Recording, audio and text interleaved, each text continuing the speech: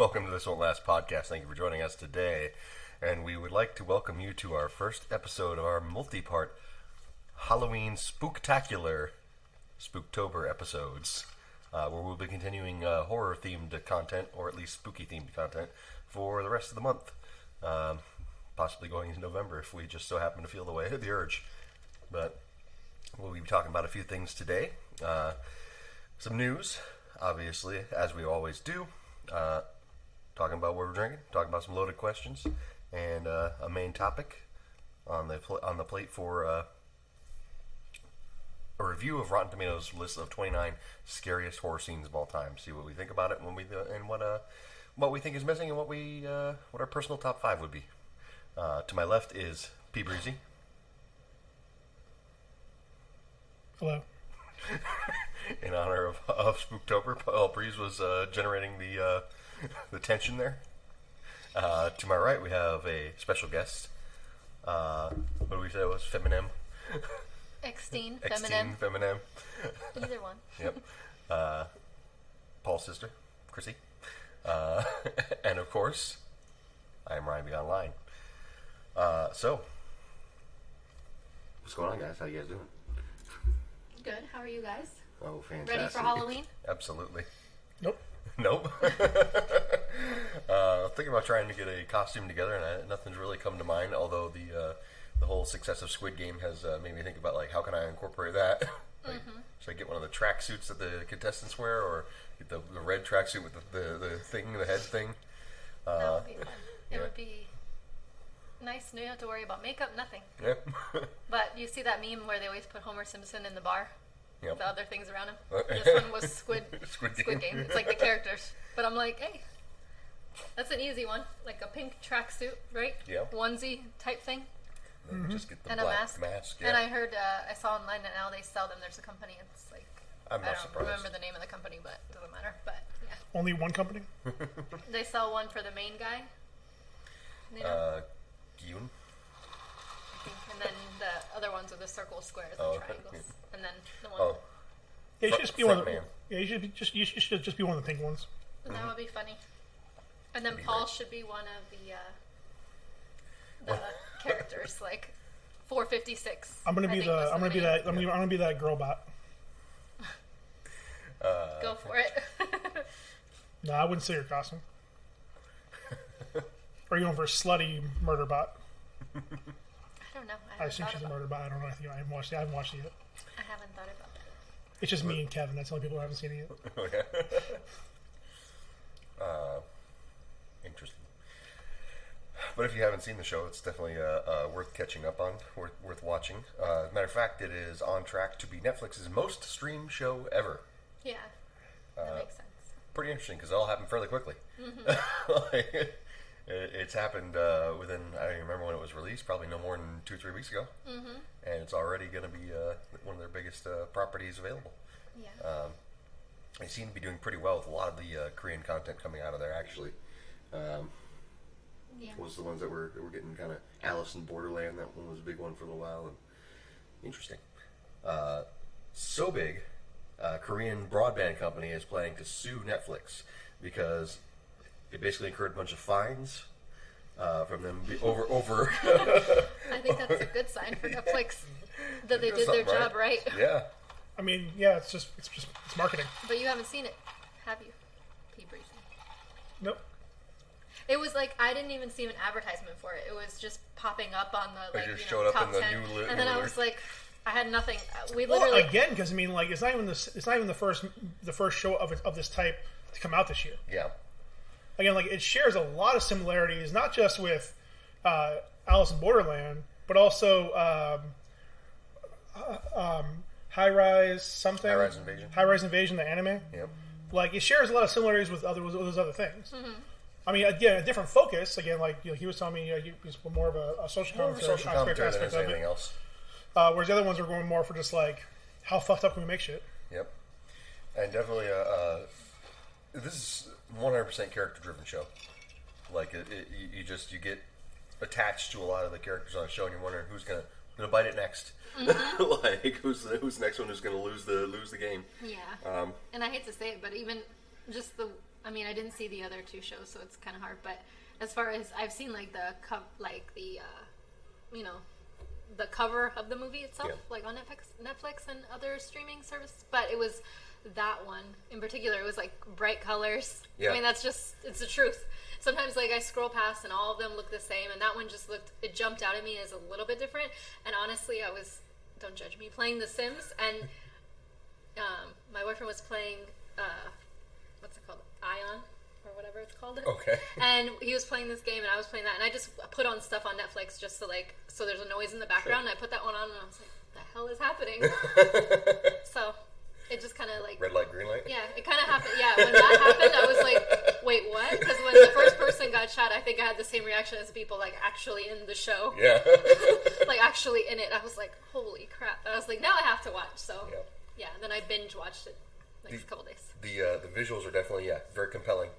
And if nothing else, the juxtaposition of the kid games with the extreme violence and just the weight of what's going on is a big thing. Like it's fascinating to watch, fascinating to see play out on screen. So definitely nailed it. Apparently, also somebody is suing the maker for utilizing their number in the show. Their phone number. Oh, okay. Because apparently they were getting over 1,000 calls a day. So I assume it's the number to call the company. But I guess the creator or whoever offered to buy the number off them, and they refused. They said it was their number. They had it for years, and so now they're suing. I was just telling Paul, I think that it's probably just their way of getting the number and the money. Like, is there like a meaning behind that number? Like, why it had to be specifically that number? Not that I'm aware of. Because I feel like there has to be a series of unregistered numbers, like no-fly zones, like in America with the 555. Yeah.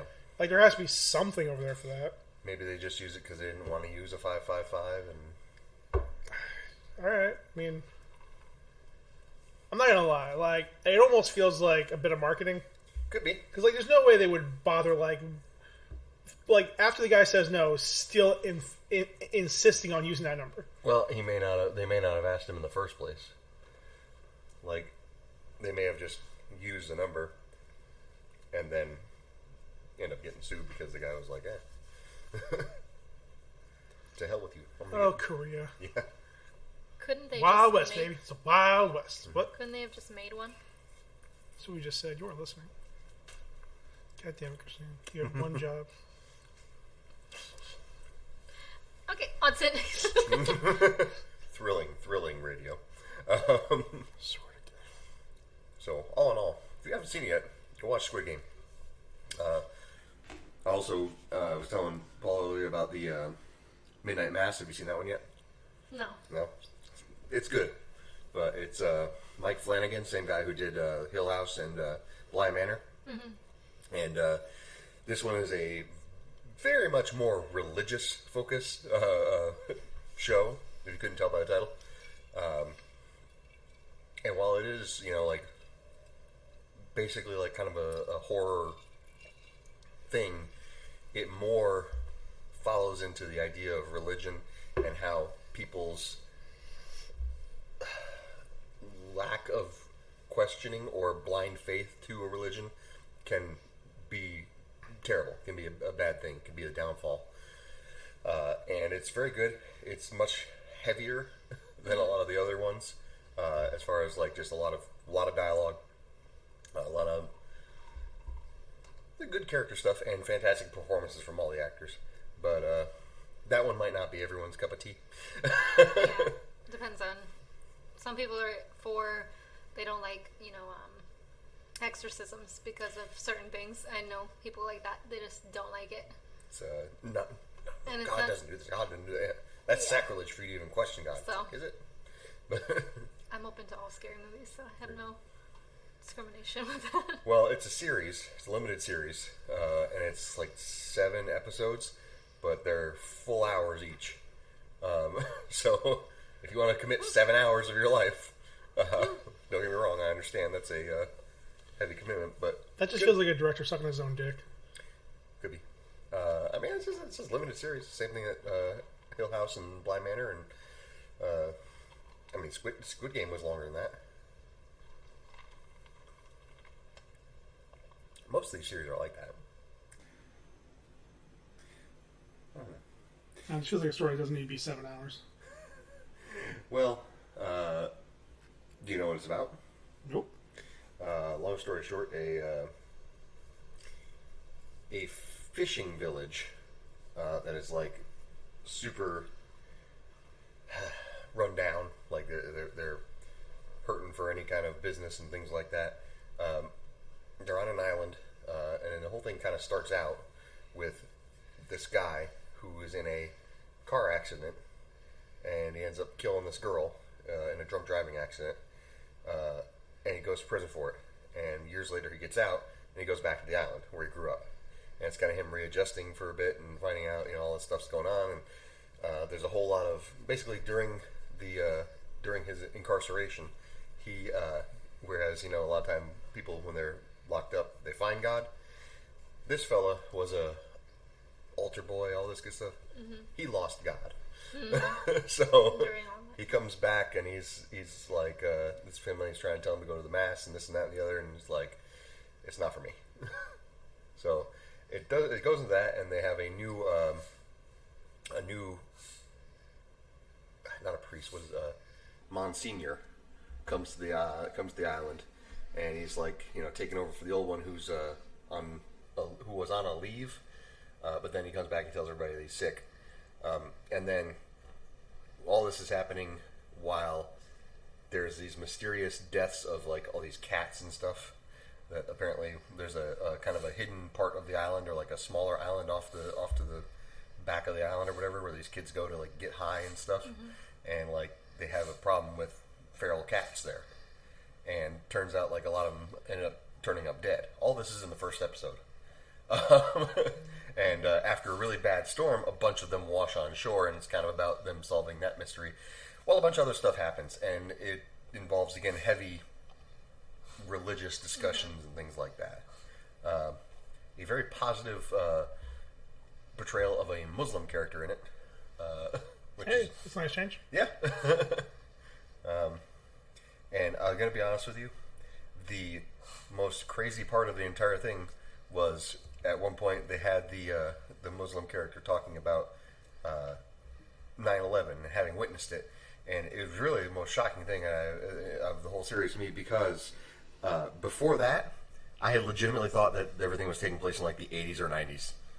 Because like everybody's got like busted ass TVs, and like there's no cars on the island, and like I legitimately was like, oh, this must be like kind of a Stranger Things situation where it's just happening in the past. Nope, apparently it's present day. Oh, jeez, okay. Like they did a really good job of selling that this island was a worn down fucking place. Yeah. So sometimes you come across those. Yeah, and it was like 4 episodes in before it happened, and I was like, holy shit, I thought this was happening like 30 years ago. Well, good thing Netflix finally relented and finally fucking made Squid Game, I guess. Yes. It was, you looking up the article on it? I read it earlier. Yeah. 10 years the guy was trying to shop it. So since 2011? Good thing you would. Yeah. Works better now. Yeah. It's surprisingly more prescient. Although I guess in Korea maybe it was... probably just as valuable that many years ago. Yeah. I mean, they've been ahead of us for years, anyways.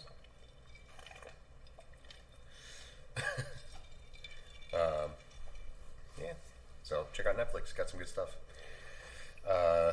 Recently, just wanted to throw this out there because it's in spooky news. Elvira, Mistress of the Dark, actress Cassandra Peterson, came out as gay. Revealing she had been in an ongoing relationship of 19 years with a woman. Part of the reason apparently why she decided not to come out was because she felt that there was fans' expectations of her character being straight and all this and that and the other, and they didn't want to ruin that for her fans and everything like that. Mm-hmm. I feel like that's kind of an interesting view into how some fans can feel. Have a toxic relationship with their their stars, the people that they admire, to where like they can't even be themselves because they think, even though this is a character that she plays, she's not really a goth witch. Yeah. Like, she's just an actress playing this character. Well, I think too. I mean, think about her fan base.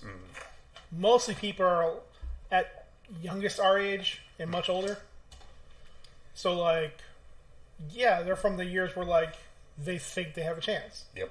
And again, like, they can't separate the two. And, you know, and again, let's be honest. I mean, while she was hilarious in a lot of her stuff, Yep. it was them titties that drew in the fans. It was certainly her use of her sexuality. I mean, it's sad it took this long. I mean, really, she hasn't been, like, mad relevant for, like, 20, 30 years. Yeah. 30 years, really. I mean, I think she had, like, a movie in the 90s. I mean, peaked early 90s. Mid-90s, maybe. I mean, yeah, just sad it took this long for her to finally just come out. And I would say, like, the whole thing has always been a bit more of a cult-style thing anyways. Like, in both the literal interpretation and the figurative interpretation of, like, her following of fans has always been one of those things where they're around this idea of, like, if you ever remember Joe Bob Briggs? Nope. No? Okay. He did a thing where it was, like, in honor of the old drive-in horror movies.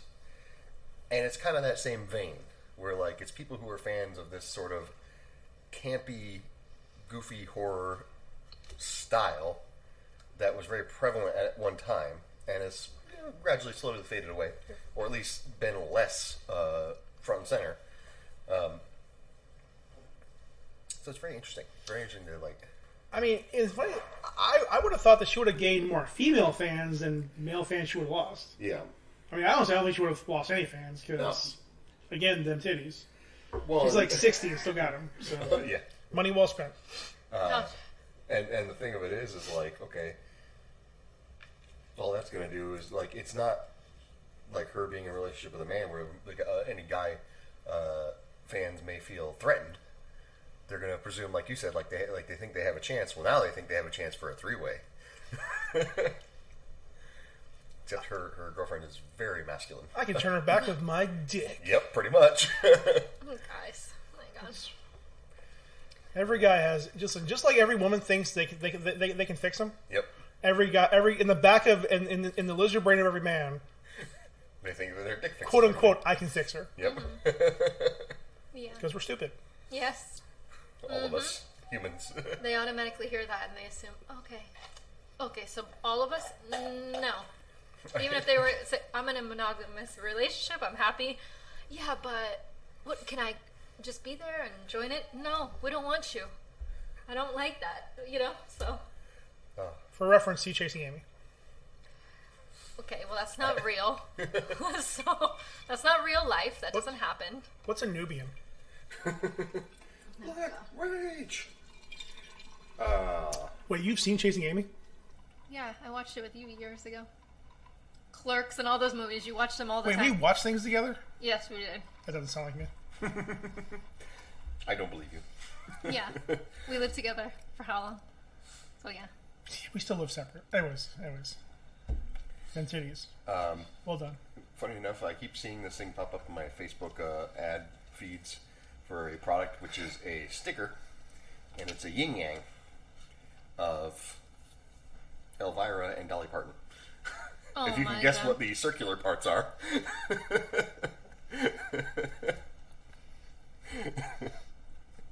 very interesting. It's funny. That's finding a market you feel you need.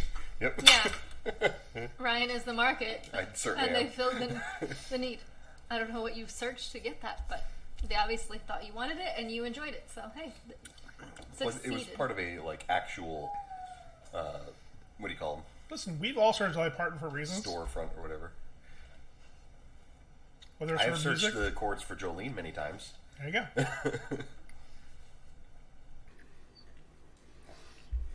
It's a good song. Also, anybody see Lil Nas X's cover of Jolene? No. Pretty good. Slow it down. It's he uses his lower tones to sing it. Actually, really good. Dolly Parton also commented on it, saying that she was flattered. I'm gonna be honest with Lil Nas X is a fascinating turning point in music. Yes. Because I think we're at a point where he is doing all these things because he can and wants to be as ridiculous as possible, and I think we're at a point where I think we're gonna get something even better out of him. Whether it's gonna be even more crazy or he's gonna drop some like actual artistic shit like hard pretty soon. Well, and not that stuff wasn't. I'm not gonna say not that none of it is before, but I think we're at definitely a turning point where it's a guy who entirely self-made. Yep. And is dictating how the fuck he runs his life. Yep. Like he's not like Drake, who's creating an empire. He's not like other rappers who are built or who are who get sign-offs from other MCs. He is entirely on his own. The only like sign-off he got was fucking Miley's dad. Yep. And even that was more or less like both of them kind of coming to an agreement that like, hey, this is your song. It would be great to have me on it, and especially because like watching Rap Critic's review of that, he does point out that in Old Town Road, it's very interesting to have the roles basically flipped, of like where Lil Nas X is the one who's singing and doing that, and Billy Ray is kind of doing the rapper part and talking about the gangsta lifestyle, the having nice things and this and that and the other, and Lil Nas X is just talking about how he likes to go out and ride horses and be a cowboy. I guess on the idea that it was hilarious that they used Billy Ray to legitimize an artist. Yeah. And talking about kind of what you're talking about a minute ago about artistic things. I wasn't listening. To yourself. And also tying into what we were just talking about with Sandra Peterson coming out. Montero, which is his second big hit, and is doing extremely well, is probably the first, like, gay song. Like, explicitly gay. It is not he was like singing on a pole. Yeah, he's like, oh no, he's talking nasty in his lyrics. Like I saw, it's not like, even part subtle. of a video, and I was like, I had to turn it off because it was like. Oh, the video. It doesn't matter if it's a male or female. The video is aggressive. No, it doesn't matter if it was a male or female. It was a lot going on, and I was like, I can't even watch. Right, and that's why it was too much for me. And that's why it's fascinating because he, like, after Old Town Road, he's embraced being gay, embraced being just.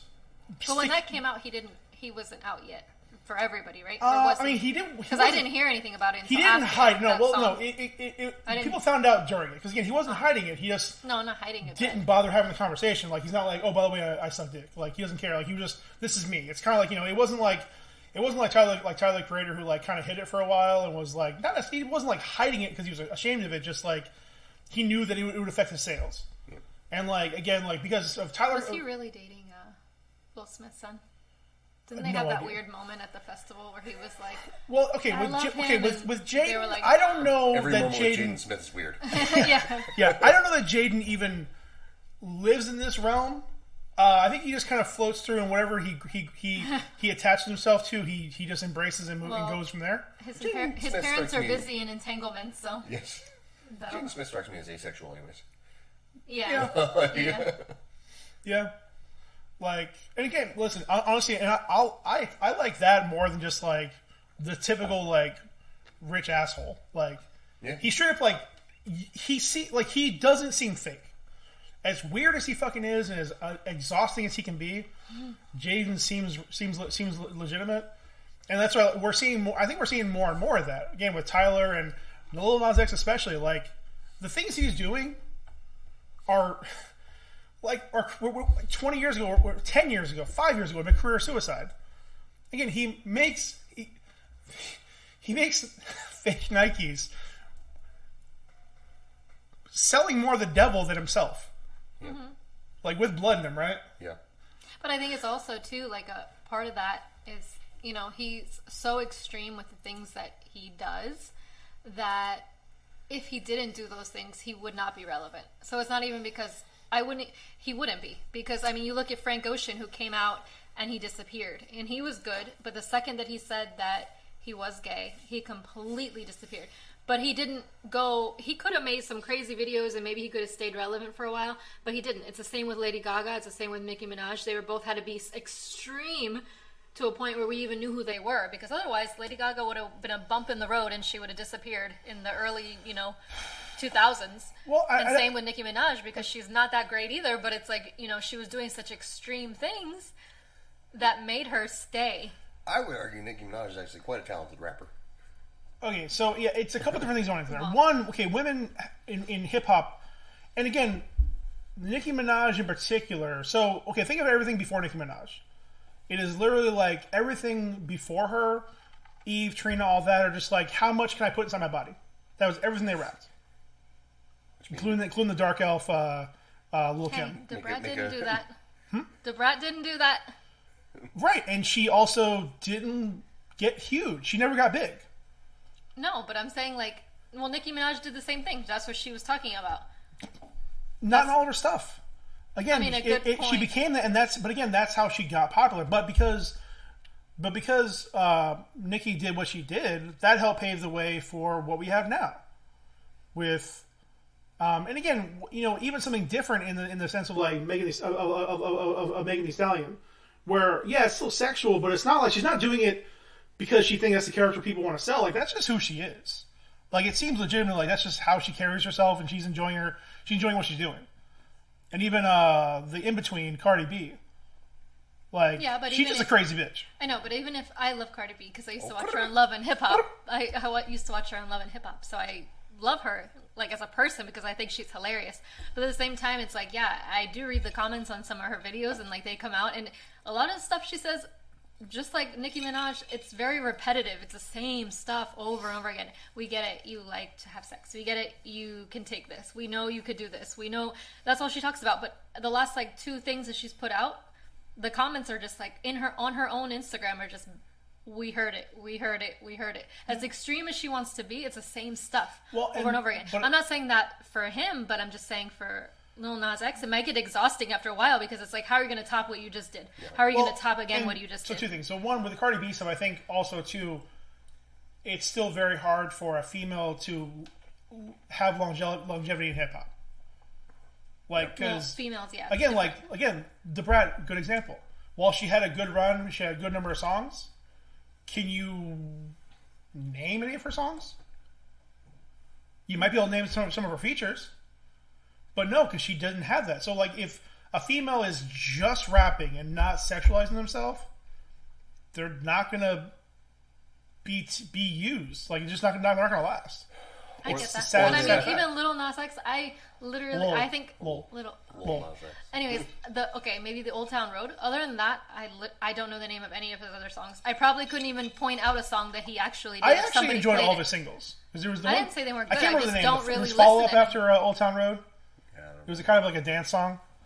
God damn, I can't remember what it is, but I actually enjoyed it. But that's what I was saying in the beginning of this conversation is I think we're at a point where I'm curious to see what he does next, because I think it would be even more radical to just be a more traditional rapper. Mm-hmm. Yeah, just put a song to put more of an art house album, more like an indie album out.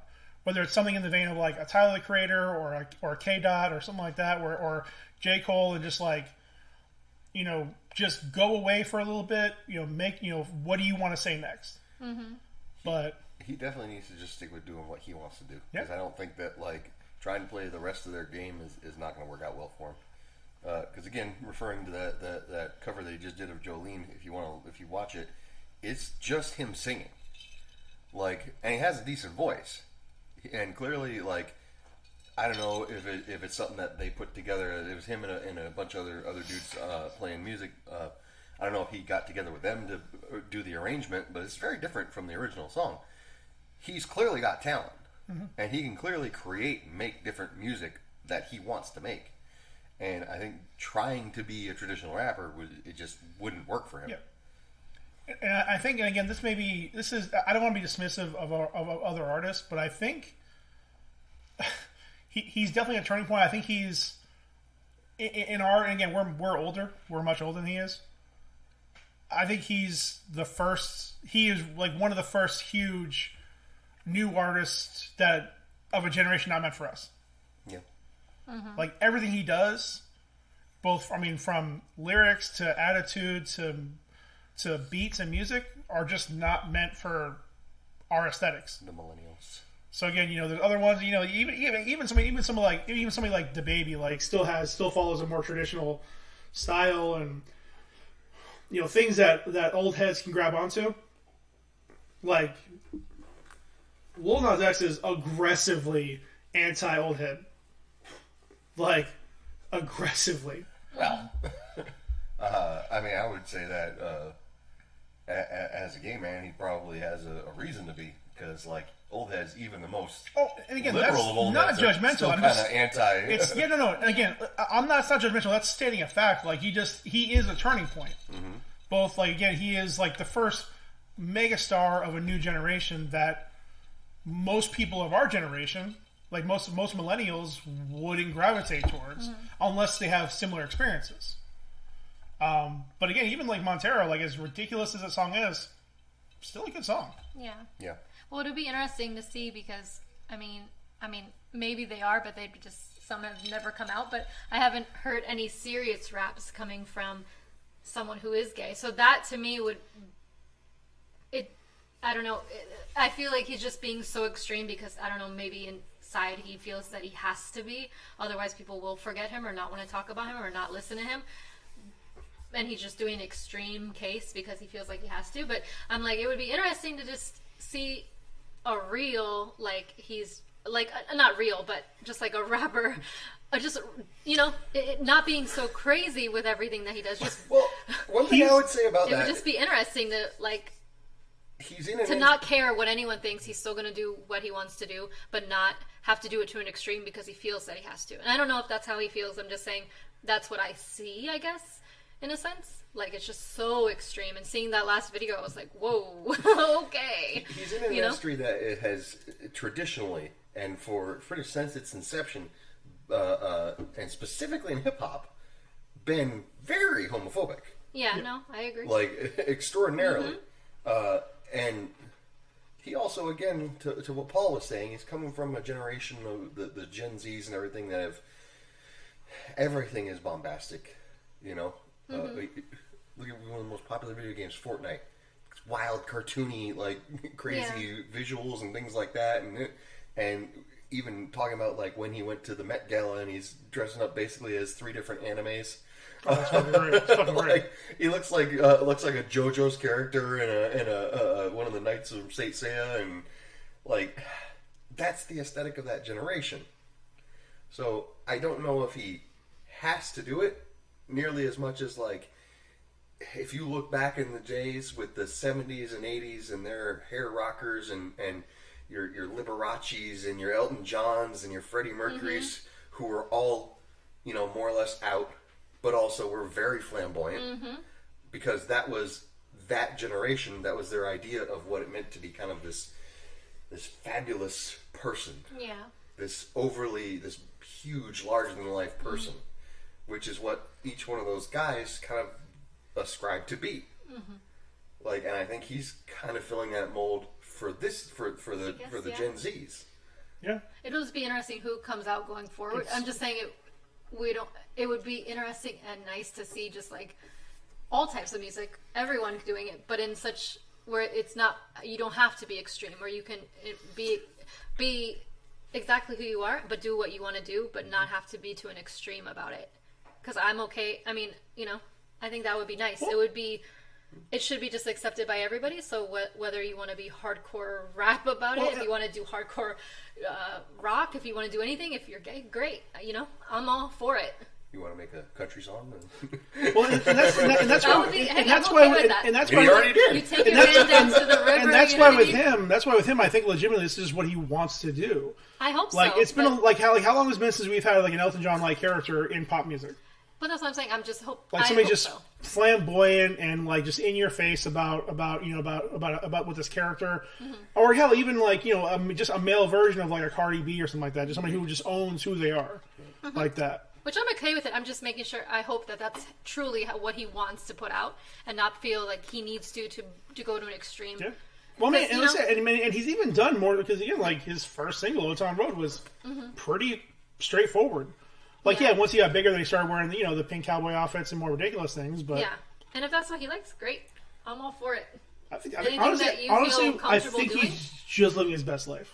That's good. He's young and he's rich and he actually is doing what he loves. So hey, how many people could say that even when they're old and making a living off of him, making a good living off of it. Good for him. No legal issues. Yeah. Yeah. Even better. So far. Even better. I mean, up to this point, he's more of a role model than most people in music right now. Yeah. So is she gonna go after him for Jolene? That might be his first one. She's like, wait a minute.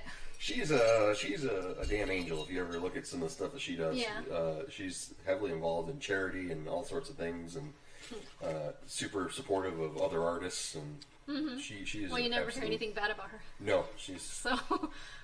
But anyways, back to our Halloween. Yes. Talk. Going back to Halloween, but staying with music, Disney will produce a live-to-film concert experience of A Nightmare Before Christmas.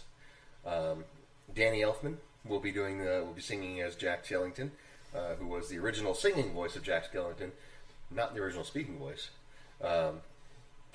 and none other than the 16-time or whatever Grammy winner, Billie Eilish, will be Sally. The event will be filmed over 2 shows, the end of October, and then it will be brought on Disney Plus afterwards. So it's a live action? It's just... You said? It's just a concert. Yeah. So it's like somewhere probably like the Hollywood Bowl or somewhere over there. They're going to be doing a show similar, I mean, I didn't see it, but you probably didn't see it either. Billie Eilish's concert that just came out. Really, what's going to be is they're just going to be performing the songs from the show or from the movie. Probably in some kind of costume, but not super elaborate. They're not going to make they'll probably have a stage dressing, but they're not doing full movie theater sets. They're not doing it's not gonna be like Hamilton. They're not doing a full play. It's just a concert of the songs. Okay. So Disney on Ice. Well, unpopular opinion. I don't like Billie Eilish. So, sorry, unpopular opinion. She's the songbird of a generation. Oh my god, I don't like. Next to Lil Nas X. Yeah. I've heard her songs. It's none of them. I just can't. Sorry. I like Bury a Friend. That's about it. I've tried. I like that one about breathing underwater and Bad Guy. Bad Guy is fine, but I don't get it, the whole spiel about it. She has a phenomenal cover of Michael Jackson's Bad. She did with her brother. Well, I guess her and her brother apparently do a lot of the music. Every song. Yeah. So, but he's on guitar while she's singing, and it was really impressive. Not that she doesn't have a good voice; it's just her sound. I don't personally. I've tried. Again, I just don't like it. Same idea. She's in the same vein as Lil Nas X. She's specifically for a different generation. Oh yeah. So guys, what you drinking? I'm drinking Chichi's Pina Colada wine cocktail. Ooh. Actually, not sponsored. Which you can find our review of on another episode of This Will Last podcast. Which one was it? I don't know. I don't remember. But if you listen to them, you'll know. So listen to all of them. Listen to all of them. All 90 episodes. Averaging at least an hour and a half apiece. Just to find out their review of Chi-Chi's Pina Colada mix. So. Listen to us talk about stuff for 130 hours. It's 12.5% alcohol. Not bad for a little mixer. Yeah. Pretty good. So. And you said we kind of agreed that it sort of tastes a bit more like coquito than it does. Definitely. Yeah. Very heavy on the coconut, very light on the pineapple. Easy drinking, though. Oh, yes. And they have several, apparently, Chi-Chi's mixed drinks, which I find so curious that they decided to do these, because I don't even think the restaurant is still in business. Why did they salsas? Hey, you know what brand we should bring back? Yeah, that's all that they have left over is the salsa. I think they said, you know what? People love just ready to drink things. That's true. And we do. I mean, I do personally. Anything that. Dude, the number of Daly's malt pouches we sell is insane. People love that shitty pouch frozen Because it's drinks. just ready to go. I like that. That's why I like seltzer waters, and I used to like wine, but not so much anymore. But you mean hard seltzers. Put some respect on it. Put some respect on it. Straight alcohol is. But if it's ready to go, yeah, it's a lot easier to me to do that than to say, okay, I'm going to buy vodka. Oh, but do I have this at home? This other mixture, and then this other mixture that I need. Oh, but do I have limes at home too? It's just too many things, and sometimes you just want to grab something. Well, if you get good quality booze, it's anything is ready to drink. I guess I'm picky. Fair enough.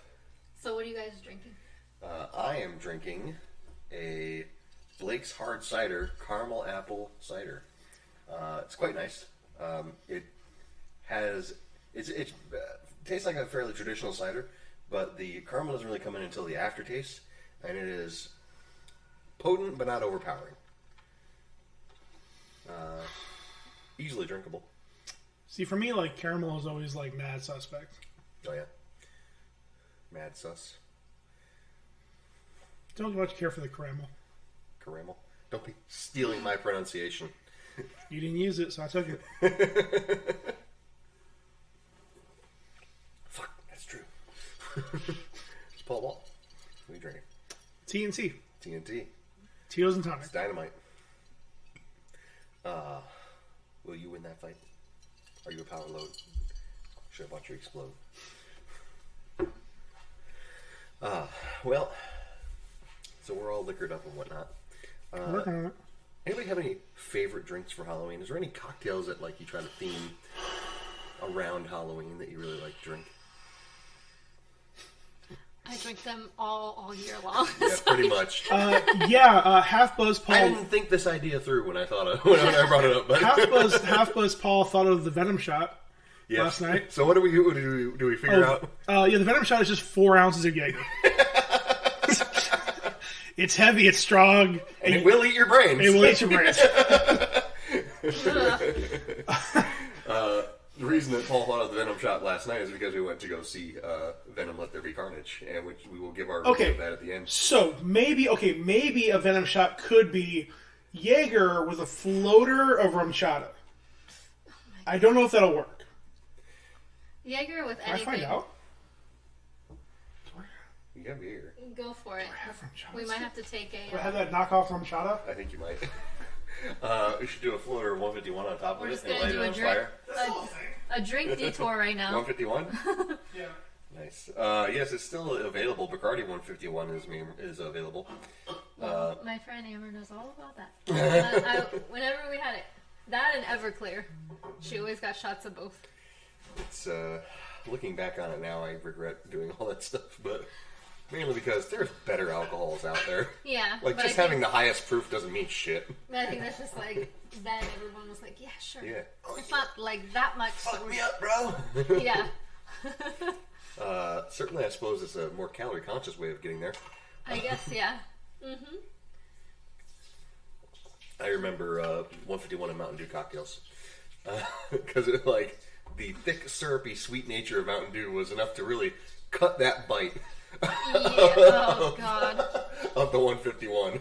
See, mine back then, and even, I can still drink it now, but it's super sugary, is the pre-mixed Bacardi Hurricanes. Okay. And they have a zombie one, I think, and then a couple other flavors. Again, I used to do shots of that one. Ready to drink.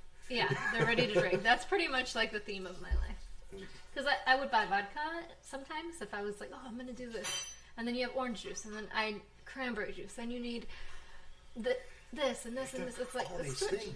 If you don't enjoy the pageantry of like mixing the drinks and doing all that sort of, it's not worth it. See, that's why the question you asked would be better suited for people that actually mix drinks. That's because true. I can imagine they can make some cool ones with dry ice and some other cool things.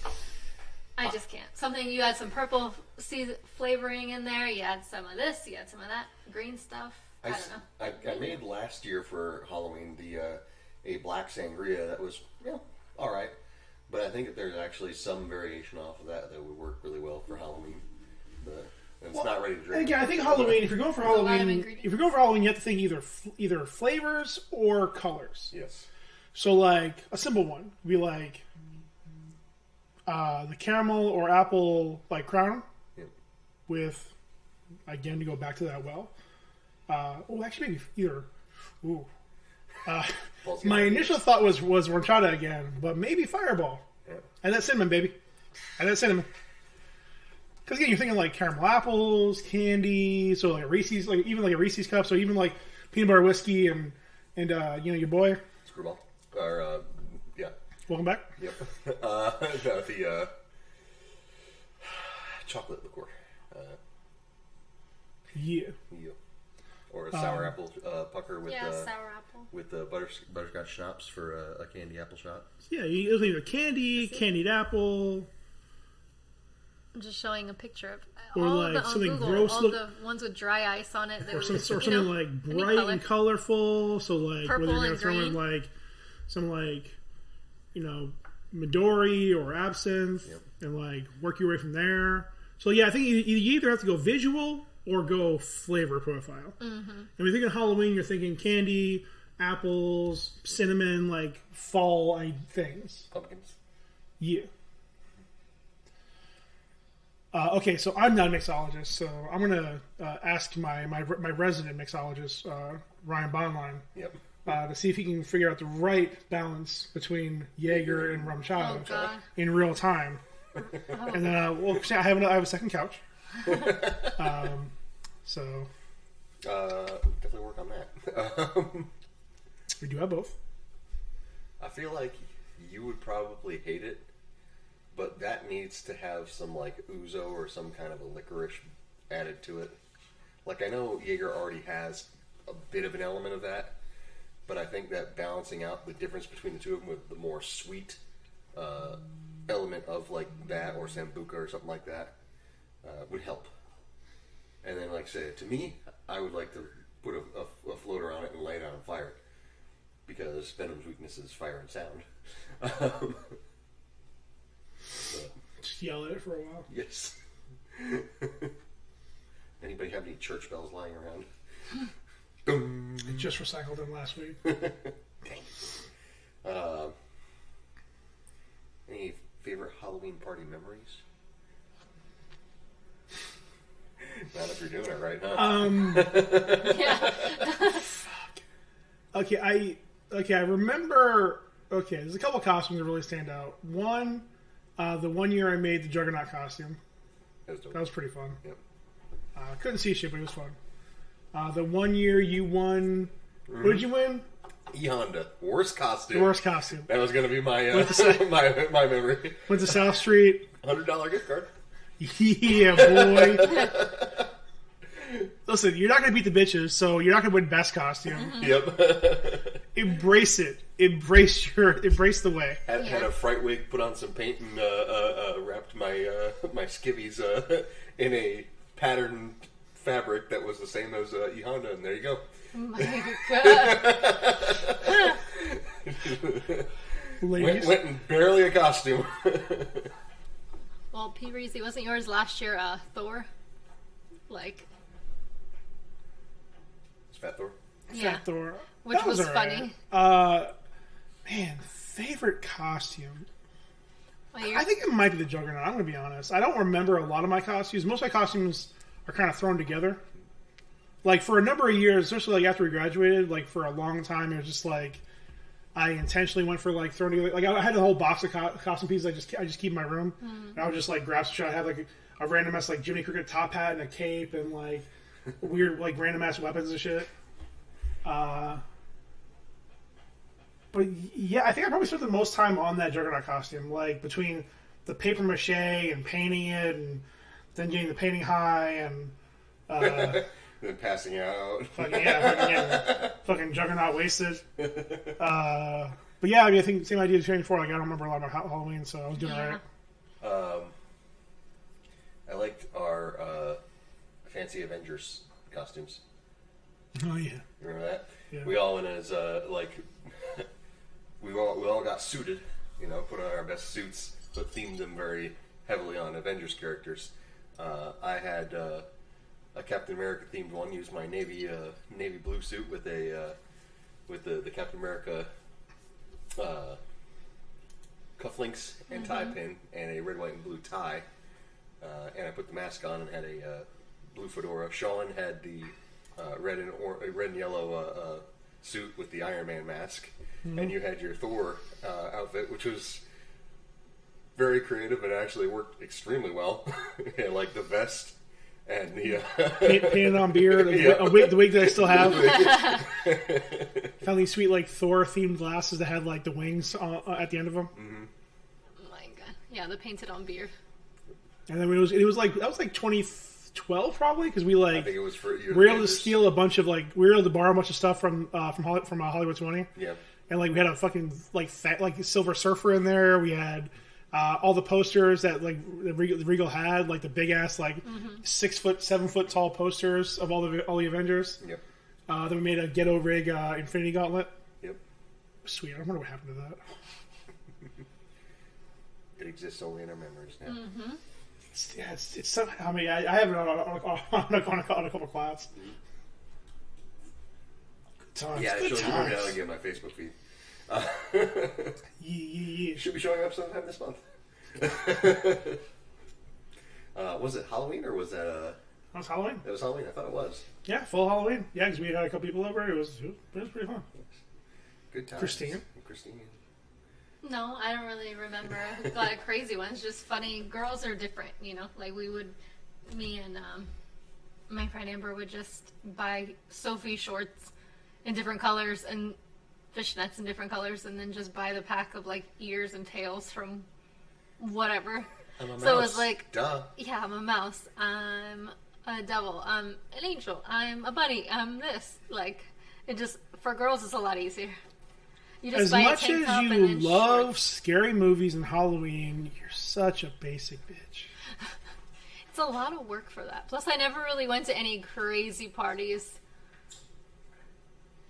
that I felt like I needed to do that. And a lot of times it was like last minute and like whatever was available. Yeah, fair enough. I guess Amber usually goes to different parties. Nice. I mean, I'm sure she invited you a couple times. But for girls, it's just different. You're like, bunny ears. Yes. Well, there's a meme that I keep seeing is like there are two types of girls, and one of them is like the traditional slutty costume, and the other one is like a extremely nerdy, like overdone, not at all slutty costume. Or more specifically, I saw one of my favorite movies, Mean Girls. Yeah. Mm-hmm. Again. It stands the test time. It does. It really does. It's a phenomenal movie.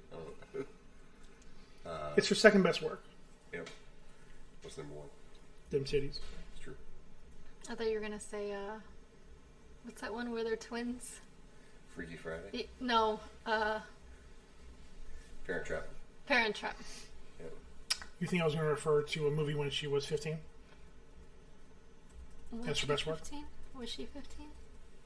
Statistically. I mean, that was a number of years before Mean Girls, and she was pretty young during Mean Girls. Yep.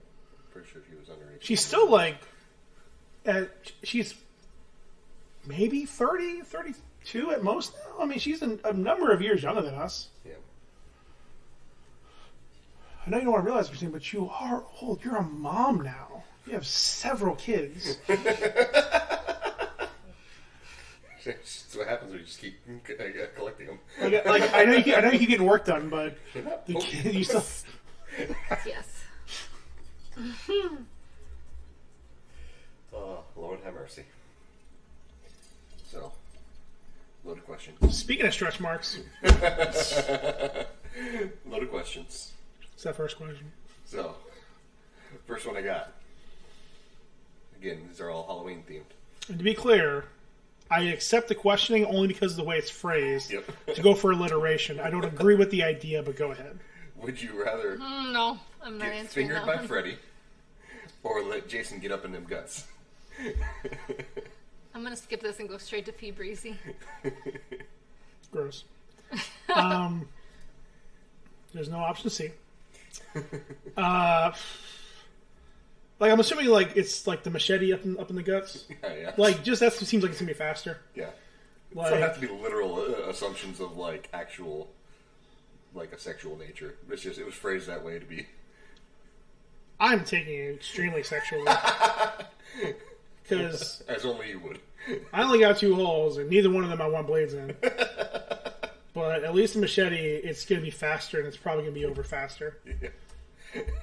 Because while he has multiple fingers of blades, I mean, I don't want to toot my own horn, but he's not getting all 5 blades in there. Yeah. So it's going to take a long time for this to get in there. It's a lot of poking and prodding and stretching. So the machete used to be one of those pop, and then I'm just going to bleed out pretty quickly. So. All right. I am impressed you gave it that much thought. Yeah, about that. I would say that I'm probably in the same camp as you mostly, although my thought process was not exactly the same. I would say definitely Jason, because, Freddy has always been more painted as a sadistic type, and Jason is just efficient. Just, done. Comes like a jackhammer. When it's over, you're not the same. You're changed. Plus, I like them thick. There you go. Christine? No. That came hotter. That one. Fine, Christine. Who'd you rather be killed by, Freddy or Jason? Jason, because he's not in your dreams. Sodomized by Jason. Got it. You heard it here, guys. You're here. Christine's #1 pick. All right. Sorry, bro. Now that we've gotten very deeply personal. I apologize to the father of your children. Now it's Christine's question. Yes, this one you'll like a little bit better. So if you could choose your zombie apocalypse starting point before the outbreak, being there right at the beginning and figuring out what you're going to do, how you're going to be involved, etc., or skip the start and just Rick Grimes it, show up in the middle, and just kind of learn and adapt, which one would you pick? Well, it depends. Do I know what zombies are? Now? If it happened right now and I know what they are? You know of zombies. Okay, so I'll say this. To simplify the question, so in these things, they are aware of zombies in these universes. Yeah. However, they're normal adults who would never believe this is possible. Yeah. We're children adults who would believe this is possible, who spent many nights planning our zombie apocalypse in every apartment we've lived in. Go. In that case, I guess if you didn't know really what they're capable of, and you're a dum-dum in all the movies where they think, zombies, hey, but you don't know hey, that's my friend. Why is he looking sick? Oh, let me look closer. It starts slow. Again, whether it's, bath salts or whatever else. A lot of us would die because we're all, most people are stupid about that. So I guess if me as my personal self, knowing what they are, I would pick in the beginning. But being what you said, where they don't believe that's a possible thing and they just think people are sick and they go up and check on them, then I guess I would pick the middle, where we've already proven that you already know it's a thing. You don't have to deal with people trying to figure you walk it out. You're just this is the world now. Yeah. And now I have to live in it. But as myself, already knowing what it is, this is the way. Yeah, I would pick the middle. I would pick the beginning, if I knew what they were, because I think that would be interesting. Interesting. Yeah. Very nice. Paul?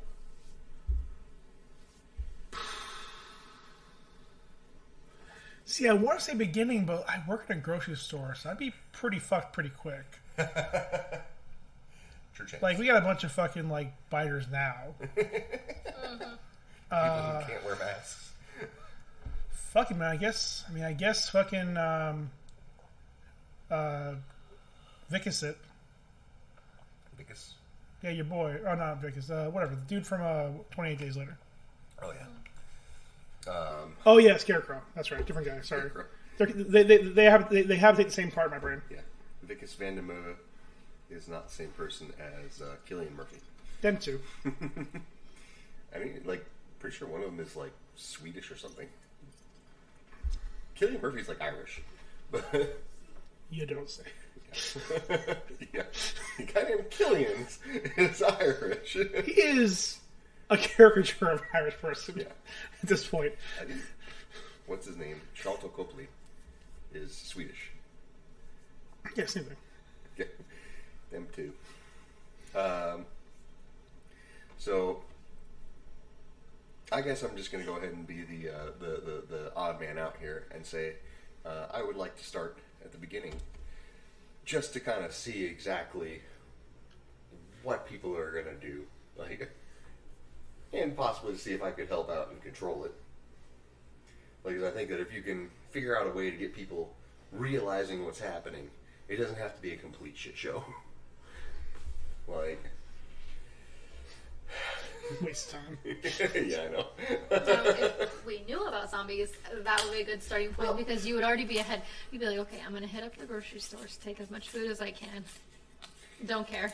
I'm going to pick the best place to board up, which has always been, in my opinion, I don't know why they keep picking houses with a million doors and windows. I would pick like a condo with like, you know, you maybe you can exit enough to like jump out the window, but you don't, you know what I mean, or off a second floor, but you don't have to like, you're not on the 100th floor, you know what I mean? But to me, a condo is always in my mind, because usually they have steel doors. It's not like most houses. Some have like wood doors. They have a million windows, and also there's a lot of entrances everywhere and a lot of hiding points. It's like condos are kind of like, or apartments are one way in, one way out, and usually the windows are on, you know, if you're on the second floor or third floor. I think, and again, like, I think your mentality about that. Okay, so obviously we're in the beginning, so it's a whole different mindset than later on. But if I knew about it, I guess if I already knew, like right now, if it happened, I would be like, cool, I'm prepared mentally. Well, I think too, it's like it's a how are you reading the news? Because again, first of all, most of us don't even watch the news. So maybe we'll get, you know, some things on Google updates or Twitter or whatever else. We might get different things here and there. And are we going to believe it? Like, how many of us, again, like, on my watch. So again, like how much of us reacted to like the bath salt shit over Miami? That was bullshit, anyways. But that's how it would start. And again, like at a certain point, you know, how much do we think it's real? How much do we think it's just copycats or like fake news or just viral shit? You know, is it like the new TikTok thing going on? People are like pretending to bite people. Like, how much are we believing it is until it's too late? I don't really like being around people anyway. So Plus, too, it really depends what kind of zombies you're dealing with. The running ones or the walking ones? The walking ones I would prefer. So, I mean, it's just, the running ones always and in Apocalypse, especially in the beginning, unless you have a really good spot to hide in that you know people won't get to, you're better off just fucking keep moving. Yeah, probably. Unless you got a big group and you can, like, fortify a place. The only downside to keep moving is not knowing exactly where your supplies are. That's what I'm saying. If it was early on, you knew what they were, and you could be like, okay, this is what it is. But by seeing it, not just reading something, you wouldn't just, like, go into a grocery store and steal a bunch of stuff thinking that you heard something in another state possibly that happened. But if you physically saw it, and it was multiple times, like, people, and you're looking out the window like, oh, no, God, that's real. That's really happening. Okay. Now it's time to, like... Yeah, then I would break into other people's places. I don't care. I would take their food. I mean, that's just what would happen during an apocalypse. Well, yeah, like I think you would just do that. So if I had to, all the toilet paper. Well, yes, you would stock up on a lot of toilet paper. Well, I think too. I think like depending like how it starts, because like is the thing like The Walking Dead where like becomes airborne around the entire world, and then people start dying and turning and from there, or is it a thing like Resident Evil, where it starts from a central point and spreads out from there? Mm-hmm. You know, do you have time to figure out what the hell's going on and try to find a place? And again, that's a whole different thing, as you're bringing in fucking monsters and transformations and mutations and shit. But I mean, just are you starting from is it a centralized point and it's spreading out from there, or is it everywhere and like it's just coming out in pockets all over the place? Mm-hmm. You know, how long do you have to really figure it out? Mm-hmm.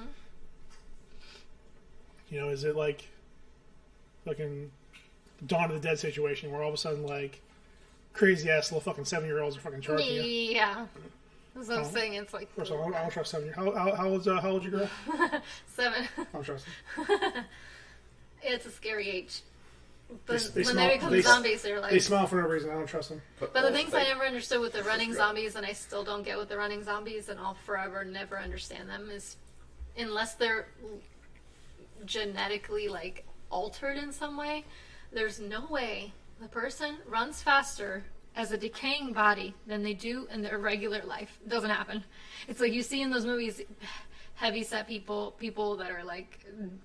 older are like sprinting down there. Like, unless you've messed with their genetics in some way, or like, I don't know. Well, mutated a something. couple of things go into that. So, first off, a lot of times when they talk about, especially in 28 Days Later, which is probably one of the first popular ones that introduced the sprinting type zombies, traditionally those are infected.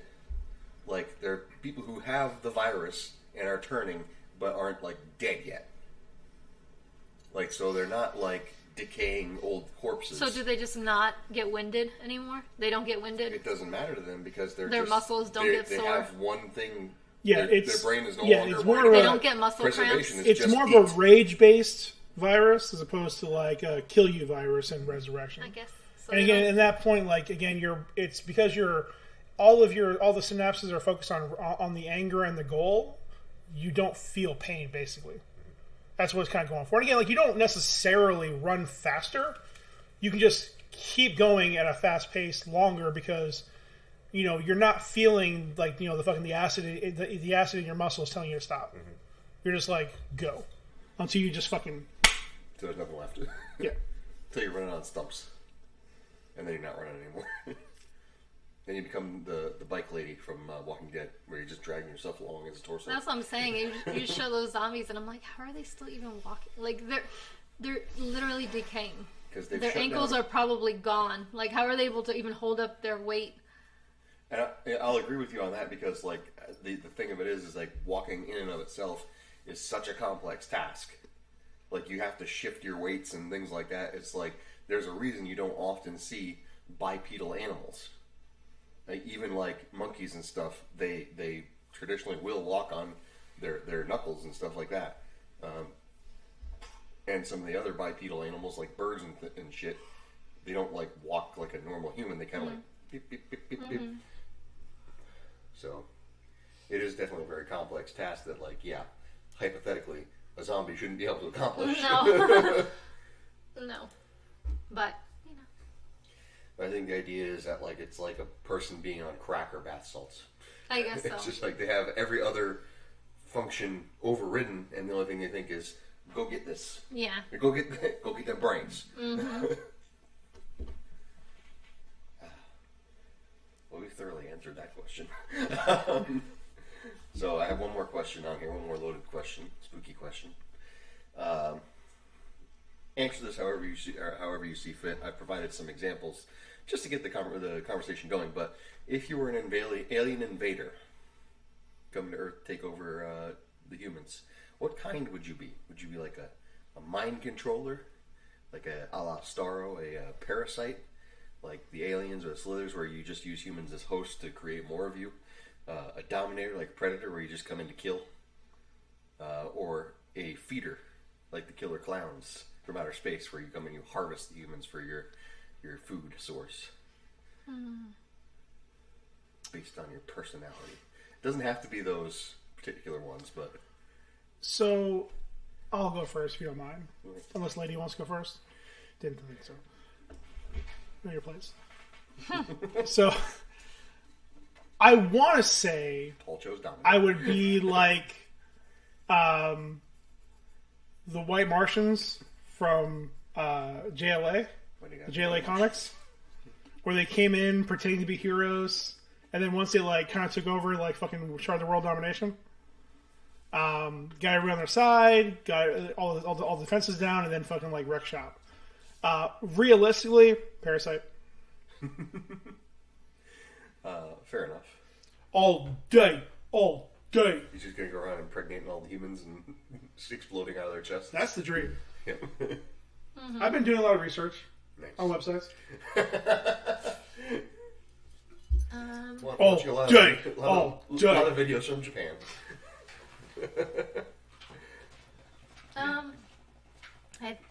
I don't think I would even want to use what we have here. That's fine. I don't even know if I would want to eat them, but I guess if I had a choice, and then I would probably, unless we just kill all of them and, incinerate them, I think maybe using them just as food. But even then would be a little sketchy, because some would be good meat and some wouldn't be. Just because there's so many dumb people, I feel like it I wouldn't even want my species to be part of that nonsense. I'd rather just start from scratch and just, rebuild and take over their land, and that's about it. Very, very colonist of you. Colonizer. That'll be the new. That'll be the new category, colonizer. I struggle to think of an actual alien in any fiction that fits that bill. They wouldn't want it. Just like, I think after they seen us live for a little bit, they would just be like, "Ooh, yikes! I saw what you've been eating for the past 20 years, and I don't want it. And I also see what you've been learning in the past 20 years, and I still don't want it." Sorry. What was your thing again? Sorry, what did you want to be? I just said I wouldn't even know if I would want to eat us. I wouldn't want to use anything to do with us. So I think if I had a choice, it would just be to eat some of them, but it wouldn't even be all. She would just basically come in, invade their place, utilize their resources, and kick them out. She's a colonizer, which really the only species that I ever see actually in popular fiction taking that role. White people. Is humans. I mean, if you want to put an alien name to it, those necro dudes from Chronicles of Riddick. Yeah, a little bit. Yeah. But you're just a white person, Christine. You take over and you fuck the ones you want to. I just think that Speak your truth, girl. We eat a lot of horrible things, and we also learn a lot of horrible things. So is there much of us? Is there much of us to save? Listen, I don't know. It's 2 a.m. I want options, okay? I don't know if there's much left to save, but that's that. It's just I've seen what's out there as a human day to day on a day-to-day basis. I couldn't imagine turning that into anything, because then I would just end up with dumber versions of whatever we have from our planet, and then be like, we should have just never done this. Okay. So, and you're right. Humanity was a mistake. Yes. I mean, are we not? Are we not destroying our planet and everything in it? Thank you. It's the truth. Thank you for coming to Christine's TED Talk. So, I too am going to create a new category. I already forgot the name of it. But basically, I'm thinking more of a body snatchers type deal. That's a word that I used. I just had it in my brain and then it left when I was listening to Christine. No, more of a slowly overtake and replace. Because in the body snatchers, what they do is they basically take they kidnap somebody, and they put them in a pod, and they use the pod to create this visage of them, and they put the pod people out there to replace them. I would slowly change the entire world into my people. Also like white people. Yeah, there you go. So, are we much different? We're not much different, you and I. But I mean, the question is, would you keep some of them? Let's be real, because I was going to say some of them would be useless. It just sounds like the faculty a little bit. A little bit, kind of, similar to that. Something with an I think is what it is. I had it in my mind. Something. Interspecies. No, but intercontinental. No. Intergalactic planetary. Yes, that's the one. Interloper. There's something, I don't know. It'll come to me eventually, but long story short, I would just slowly phase out humanity. So, joke's on you, sucker. We're doing it to ourselves. That's true. We are. Jeez. So, we have a main topic, but before we do the main topic... Just put on more Tito's and tonic. What? Nice. We have a main tonic. Would you like to do our review of Venom? It'll be pretty quick, so why not? Do you plan on seeing it, Christine? Not right now, no. So go for it. Say what all the spoilers you need. I don't think you can spoil anything. Okay. Well, I mean, the only thing about the movie that I really care about is the main character, because he's beautiful, but okay. Is he, though? Venom or Tom Hardy? I want you to pull a picture, pull Tom Hardy Venom, and tell me if he is beautiful in this movie. With your phone, with your hands. I mean, I know a picture of Tom Hardy holding a puppy, so that in that movie, does 3 things. 1, he's always greasy. 2, it doesn't matter. It's what's underneath. He's always more grease. He's always like stamping around, like lurching around. Like he has one of the weirdest walks in cinema. And 3, he always sounds like he's immensely confused with what's happening. It's still beautiful. Nope, that's not the Venom that's in this movie. That's not Tom Hardy in this movie. And this one holding a chicken? He's just always greasy the entire goddamn time. Well, I mean, wouldn't you be if you turned into Venom? What? Greasy? Unkempt? He could break bones, but he can't make him not greasy? Unkempt? Still a beautiful man. Anyways, continue on. She needs a few minutes. Need a towel? Have you seen him holding a puppy? Does anybody have a bucket and a mop? No. So wipe yourself off. You did. Have you not seen him? I agree. He is a beautiful man, but not in this movie. We know what's underneath. Like he looks sick the entire goddamn movie. It's such a weird decision for this character in this movie. Yeah, sorry, go Brian. Well, wouldn't you be if you turned into Venom? Just saying. If I could grow, if Spider-Man. as a 5'6" man I can grow to 7 feet tall, would I feel underwhelming and greasy the entire time? No, I'd feel powerful. Would you want to shower if you knew that you were pretty much turning into something else for eternity because it's not really going to come back to being you, and you don't want to be Venom? First of all, that's where you're wrong. It's symbiotic, not parasitic.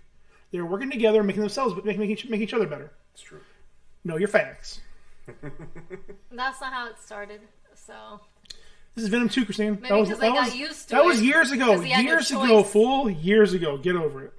He had no choice, but now I guess he still has no choice. It's not like that thing's leaving, even if he wanted him to. I imagine that. Let's be real. So he's either adjusting to it or he's not. And I probably wouldn't be. So anyways, continue, Ryan. So you still don't want spoilers? No, go ahead. Go for it. All right. So about halfway through the movie, Venom leaves Eddie. This is him the entire time. I mean, that's fine. I also saw Fat Thor was beautiful. You just have to see the person within and realize that they can be again. It's just a fat suit. Yes, it's just a fat suit. And under that is still beautiful. Oh, so that's why you said it, because you know it's not real. Because I know the real thing is underneath. Hashtag forever alone. Oh, Lordy. It's okay, I know all dialogue. As long as you can be physically beautiful. Yes. That was gone a long time ago. I have this nose and these eyes. Never gonna happen. So, there's a budget of $110 million. Opening weekend already nearly made that back. 103.9. What'd they pay him? $50 million. Probably 10 to 15. Yep. Is this facts, or are you just guessing? I'm guessing. You look it up, bitch. I don't care. Like he actually, outside of Christopher Nolan movies, hasn't done a lot. He does a lot of like features. Like he's a lot of like the 4th or 5th character in a movie. $7 million. $7 million. See, he has very few like leading. Like this is one of his few leading roles. Yep. He's always like the 2nd, 3rd, 4th, 5th, 6th character in a movie. I mean, like he's most famous for. I mean, besides this, he's most famous for what? Inception, number 3, number 4, the number 4 character on the call sheet, probably. I'd say he's probably much more famous for Bane.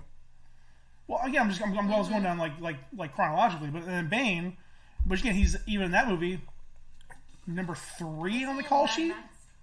He was in Mad Max. He was in Mad Max. But even that, Charlize Theron is the main character. Yeah. He's the titular character. Charlize Theron is the main character. What's that one with, oh God, what's his name? Oh my God. It was during Prohibition where he was making... Adventureland. What? No, where it was during Prohibition. He was... God, that was a good movie. I just watched Yeah, it. it flopped. It made no money. You know what I'm talking about? No, I'm aware of it. I don't know what it's called because I've never watched it because nobody watched it. You and all the other fangirls for him It watched has it. But that was Shia it. LaBeouf in it. LaBeouf. Say less. And he was one of the brothers. It was three brothers who owned like Yeah, a distillery. I'm aware of it. I just never watched it. But it was a good movie. That's fine. It didn't make any money. He's been in a lot of good movies. He's done Infamous or in something. I feel like it's in something or lawful. Inception. Oh, lawful or unlawful? Untouchable? No. Yeah, look it up. I mean, he's only been in like 6 movies. It's too hard to find. He's been in... He's definitely not only been in 6 movies, but... Lawless. That was what it was. You know, it's close. 2012. Yep. He was in there with Jessica Chastain and Shia LaBeouf. Listen, bro. Listen, nothing against Tom Hardy. He should be making more than $7 million a movie. But this is one of his worst jobs. I hate his Eddie Brock. I loved him in Inception. I even loved him in like the fucking like the 2 days he spent filming Dunkirk. I really enjoy his Bane. I love him. He does a good job. Darkness is your red eye. Sorry. But like this, every decision for this character makes no sense to me. It's almost the opposite of how this character is supposed to be. Because like the way he presents himself, it doesn't feel like a character who ruined his life.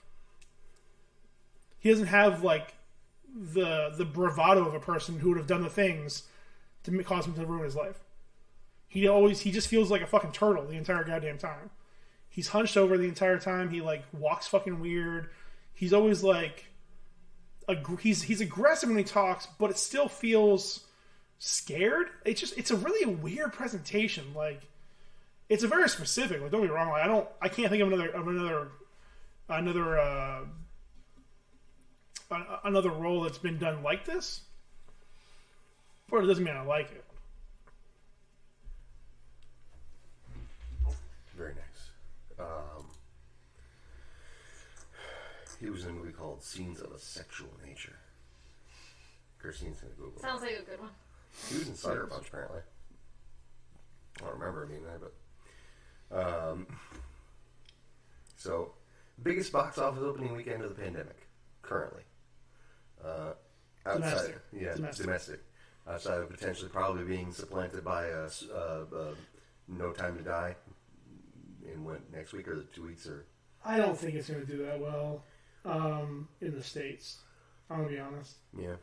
Now, that being said, I mean, this is a sidebar, but No Time to Die did have the biggest international openings of the pandemic so far. But that's also because they had like a record-breaking number for the UK. Yep. Like 36 million of the 100 and whatever million came from the UK. They were like, Spectre is awful. This better be good. Yeah. I want to like Daniel Craig's Bond. I just don't. Yep. Well, You will. back to Venom. Yes. Venom. Venom.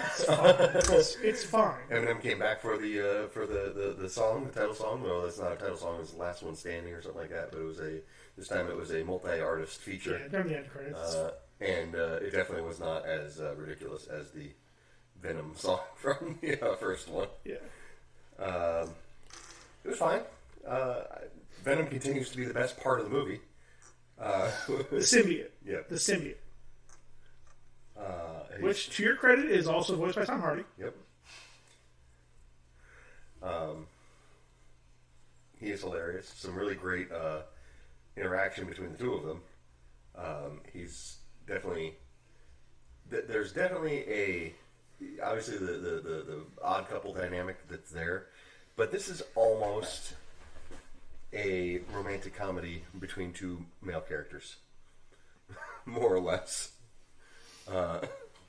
Kind of. That being said, obviously Venom is not actually a male character. He's a symbiote, but alien symbiote from planet Clintar. which he mistakenly referred to as Mingmar. Yeah, I mean, I think that's just Tom Hardy not taking him seriously. Yep. Or, sorry, Eddie Brock not taking the symbiote seriously. Yep. It's very much a love-hate relationship with those two. Yep. Which takes them the entire movie to finally, like, come together and, like, accept each other. Yes. And become the Lethal Protector. That's really great. So 80s. Yeah, it's so 80s. Slap, I need to. Yeah. It's fine. Again, like in the trailer, there's that scene where he's like at a rave, and it isn't nearly as cringeworthy as it initially seemed like it was going to be. It's actually kind of fun. I really liked it. Venom coming out of the Eddie closet.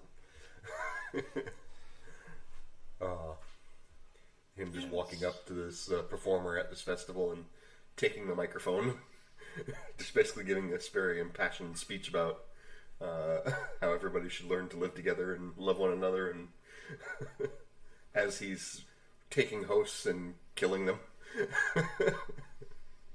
Yeah. Inadvertently, mind you. Still happening. Mm-hmm. Still knowingly.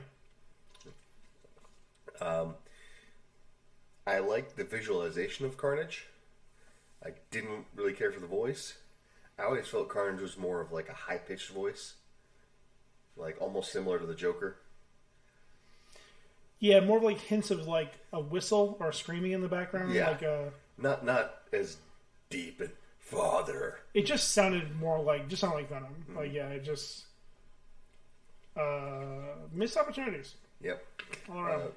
Bad characterization of Cletus Cassidy, making him far too sympathetic for somebody who's supposed to be an irredeemable serial killer. Yeah, like you get the one fucking character in Marvel who's like, just all bad. he wants to do is fucking kill. Yep, just bad. And you're bad like, to the core. I miss my girlfriend. Yep. You get Woody Harrelson, one of the most fuck all actors in Hollywood, yep. who can play irredeemable and lovable all and still be loved. Yes. God damn it! You waste Woody Harrelson. You make him into a whiny bitch. Oh my god! I mean, don't get me wrong. Ball and suit he wears for a lot of the movie. Yep. Although it's really strange that he bothered to like knock somebody out and steal their suit, because the symbiote can just be clothing. But he hasn't actually beaten anybody in a while, so he enjoyed that. I suppose so. And beat him and didn't kill him. He just or maybe he shoved a tendril into his face in the mouth and killed him that way. But again, like that part of the core character just likes to kill stuff. Yep. Kill and take. Like, this isn't mine. I want to take this. For no other reason. Again, like perfect example when they're driving, he just like throws the truck off the bridge. Yep. No fucking reason why. Not even in his way at all. Yep. Just does it. Just bye-bye. Dude's a family's dead because he fucking feels like it. Yep. We needed more of that. Yeah. But yeah, I guess at the end he's just like a fucking like simp. He's like, I just wanted to be your friend. Yep.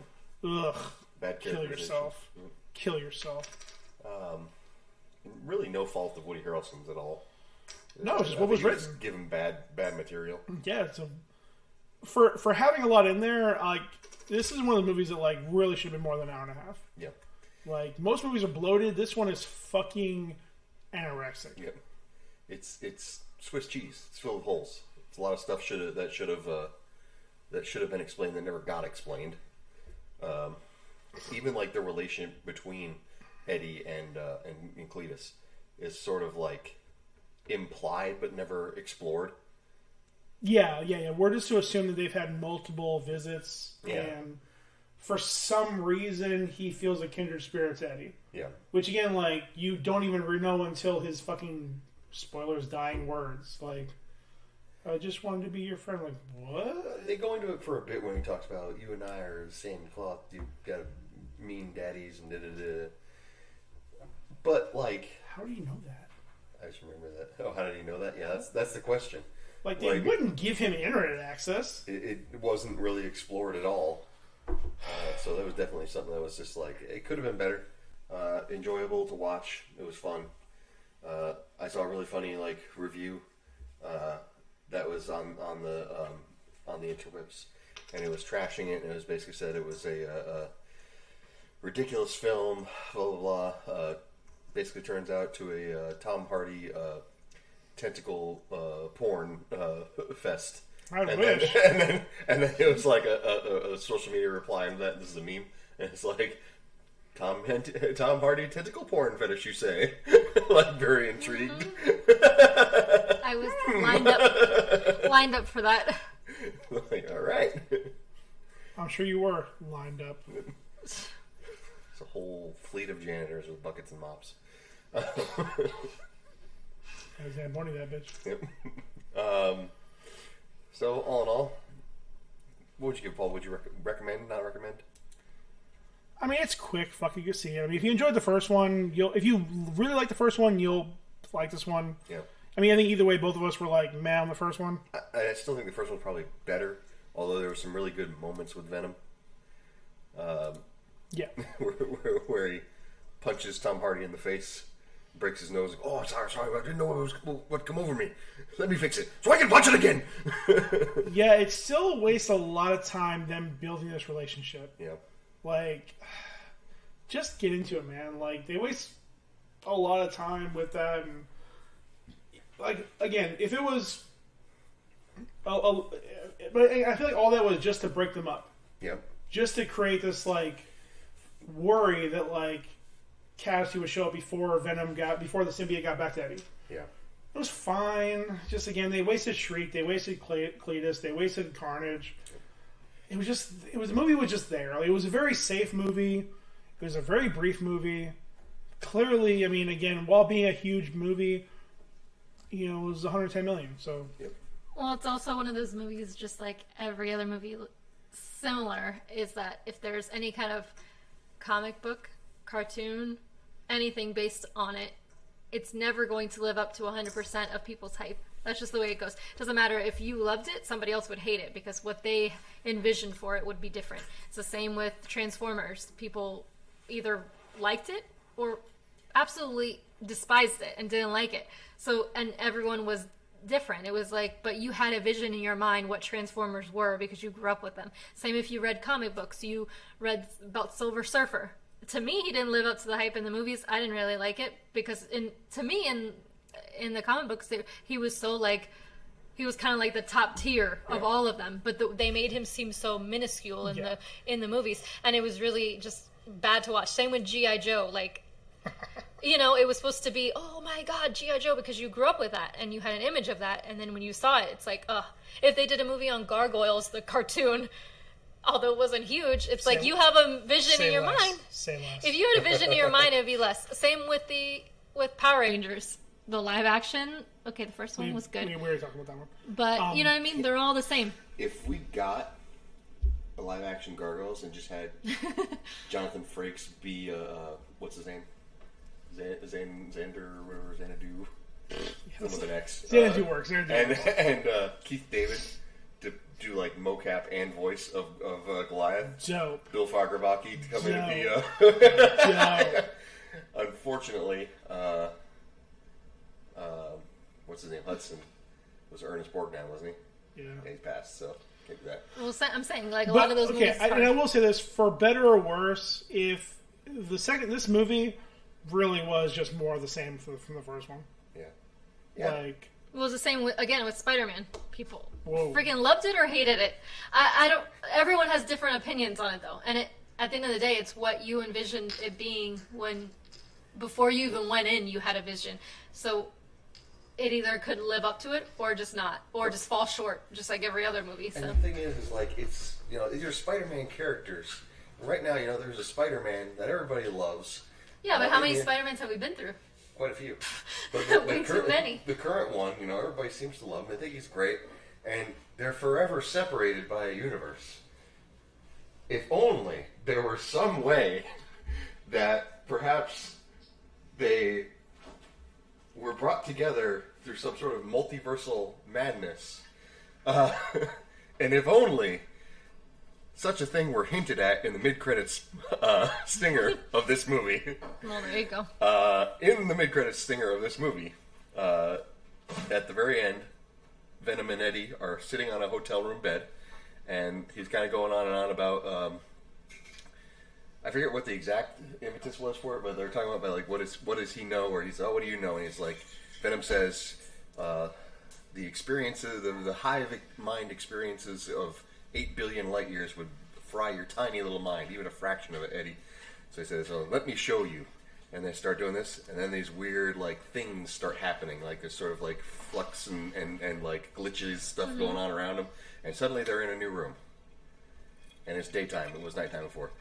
On the TV is the news report from Far From Home of them revealing that Spider-Man. So apparently now they're in the universe. Now there's a number 3, is what you're saying. Okay. Yep. They are now in the MCU officially. Well, Tom Hardy has officially has a new job coming up. It's pretty much confirmed that he's going to be in No Way Home now. Should be. I mean, they won't even confirm Andrew Garfield. Yep. So. I gotta give it to them. They're doing a really great job of like not acknowledging it, and like really like any of the leaks that have come out have been very, very up in the air, very iffy.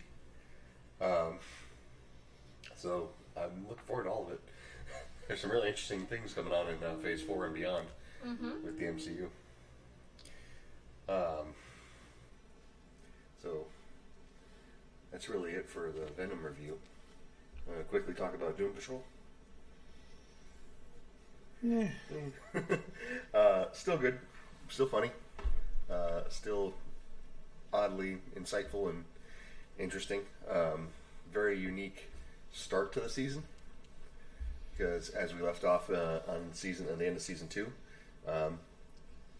there's going to be this big battle between Dorothy and Candlemaker. So everyone's. Well, let me put a pause to this. Yeah. Have you watched the auction? No. Let's put a pause till like next week when Dee's here. Okay, that's fine. I mean, yeah, because like I'll be honest, not a lot has happened. Okay, a lot's happened, but it's a lot of those like, oh shit, it's resolved. Yeah. Oh shit, it's resolved. Oh shit, it's resolved. There's a lot of like quick like it's resolved, but that leads into another problem. Like it's a lot of these like quick roller coaster things. For a show as bizarre as it is, they seem very quick to get back to the status quo. Yeah, it's very weird. It's very weird. And again, like I don't want to tease it too much because I feel like you actually probably would enjoy it. Yeah, it's on my list of things to watch. There's so many things. Sorry. There's so many things. Name 3 things you have to watch in front of that. Squid Game. Yeah, that was on there. So that's Midnight Mass. checked off. Squid Game. That's one day. Move on. What's next? I'm not gonna talk about my reality TV that I watched prior to this. So let's just. It's released weekly. Get over it. I know, but there's some that I just was like, the Marriage Boot Camp hip hop version with CeeLo Green. Don't ask, but hey, I'm able to work and watch it. I'll skip to the end. It doesn't work out. So, anyways, yes. Besides us, continue on. Just know that Doom Patrol is back, season 3. They released the first 3 episodes already, and the 4th one came after that in the weekly release schedule. And then when's the next one? Thursdays. So there you go. Now, on to our main topic, I suppose. Recently, Rotten Tomatoes released a list 29 scariest horror scenes of all time. Any of you guys having the opportunity to look at it? Yes. Briefly? All right. So, most curious thing about the list to me is that it is not in any order. Pussyfooting. It just seems to list 29 of the scariest scenes. Thoughts on it? We said it here. Rotten Tomatoes, bunch of pussies. No. Pussies are strong. These are a bunch of taints. Should we just read what they are? Not the description, but just the scene name? Well, I don't know if we want to go through all 29 of them. It's a halfway decent list. I have some of my own. I do think some of them are... Some of my favorites might be missing. Well, I mean, there's some legit ones here. Like the first one they show you, which I think is their way of helping to legitimize this bullshit list. Yep. With Alien, the chessboard scene. Yeah. Like... Legit. Probably one of the most famous scenes from, like, sci-fi horror. Absolutely. Or, yeah, I mean, just it's a great fucking scene. It's done really, really well. Yep. There's been a bunch of breakdowns on how they did it and all the things involved with it. Then I never saw the Babadook. I'm not a fan of the Babadook. Christine's seen it multiple times. I have seen it multiple times. One of her favorite films. Yeah. There's certain parts of it that are pretty decent. Like, I'm like, oh wow, that's a good concept. Does this scene deserve to be in there when the Baba breaches the bedroom? I thought more would come out of it. I mean, it was like it was kind of like, it's hard though, because in scary movies, because I watch a lot of them, there's like you always want that weird climax where you're like, oh my god, I'm gonna get scared, and if it's not living up to what you're in your mind it should be, and some of them never do, but they're good for what they are. It's just I didn't think it was good enough for what it led up to. It was so much leading up to it. Yeah. And I expected to see it, or we didn't really see it. It just, we saw a like a kind of like it swings type things or whatever. But yeah, no. The thing about the Babadook that I really didn't like is it sets itself up as being a very straightforward horror movie, but is not at all. It is 100% an allegory for the struggles of a single mother. And I just do not care for the main character. I think she does some awful things, like giving her kid drugs to help him sleep, even though she's like not even remotely in a good mind to actually do such a thing. Well, yeah, that part she started turning. She's like yelling at him and telling him, why can't you just be normal? She's just not a relatable character. She's fucking awful. And again, kind of like talking about what you were talking about with never seeing the Babadook. That makes me realize that she was never in any danger. Like, so she's just being an asshole for being an asshole. Like, it's not like she was actually being chased down by some monster. It's all in her head. Like, and well, obviously it's meant to be ambiguous. It's meant to be like, is there a Babadook? Is there not a Babadook? Yeah. What is it exactly? But at the same time, like, she's being a shitty person to her kid.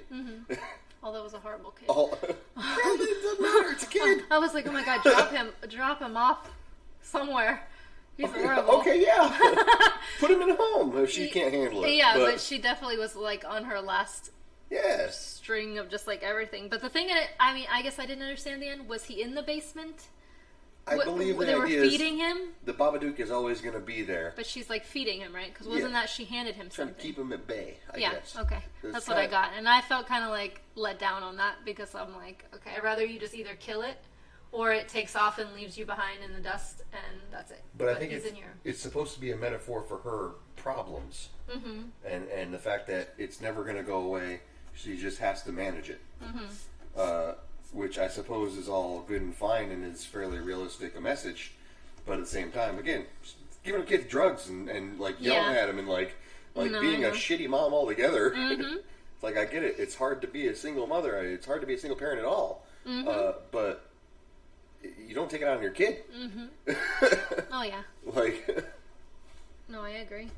That's why I never liked it. One of my points on the list was the Blair Witch Project. Yeah. Because to me, I'm like, okay, even if it wasn't scary looking back now, I think it was scary because then they really pushed it like it was real.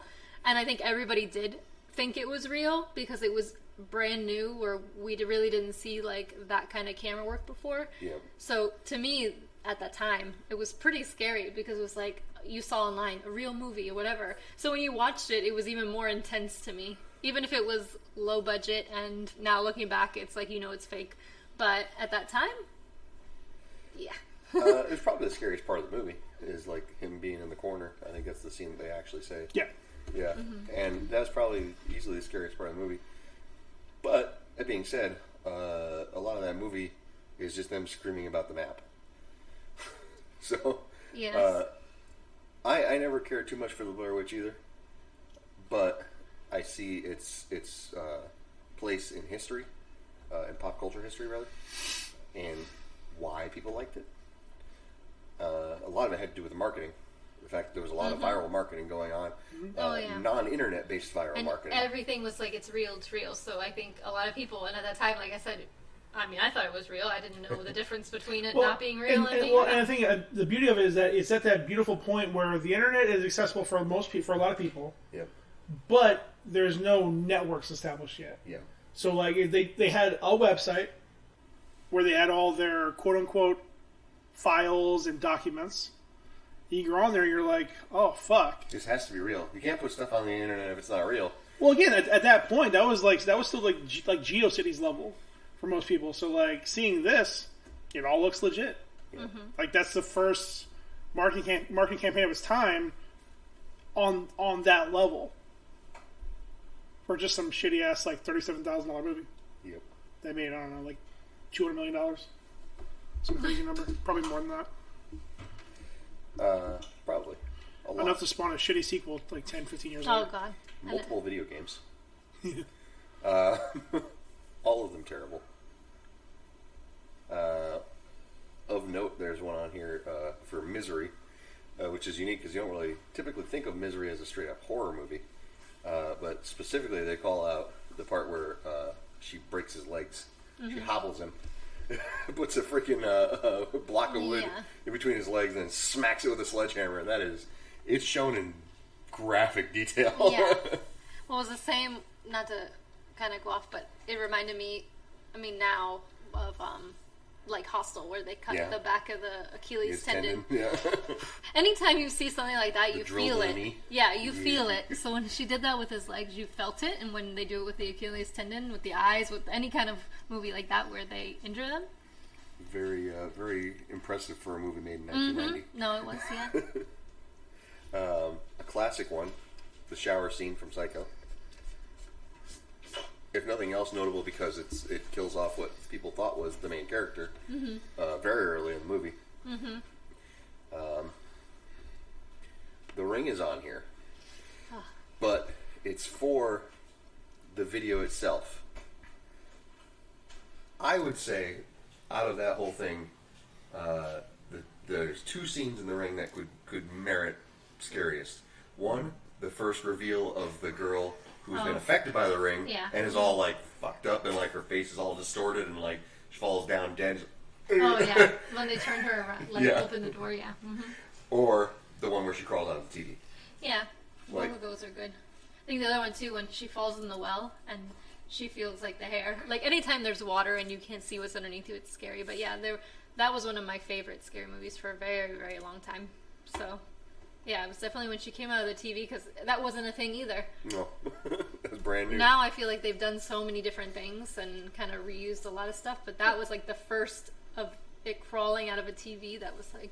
Scary movie. And the water's everywhere, so you're like, how is there water coming out of a TV? And then that thing's in front of you now? Yep. Oh, no. Scary But movie. yeah, it made you...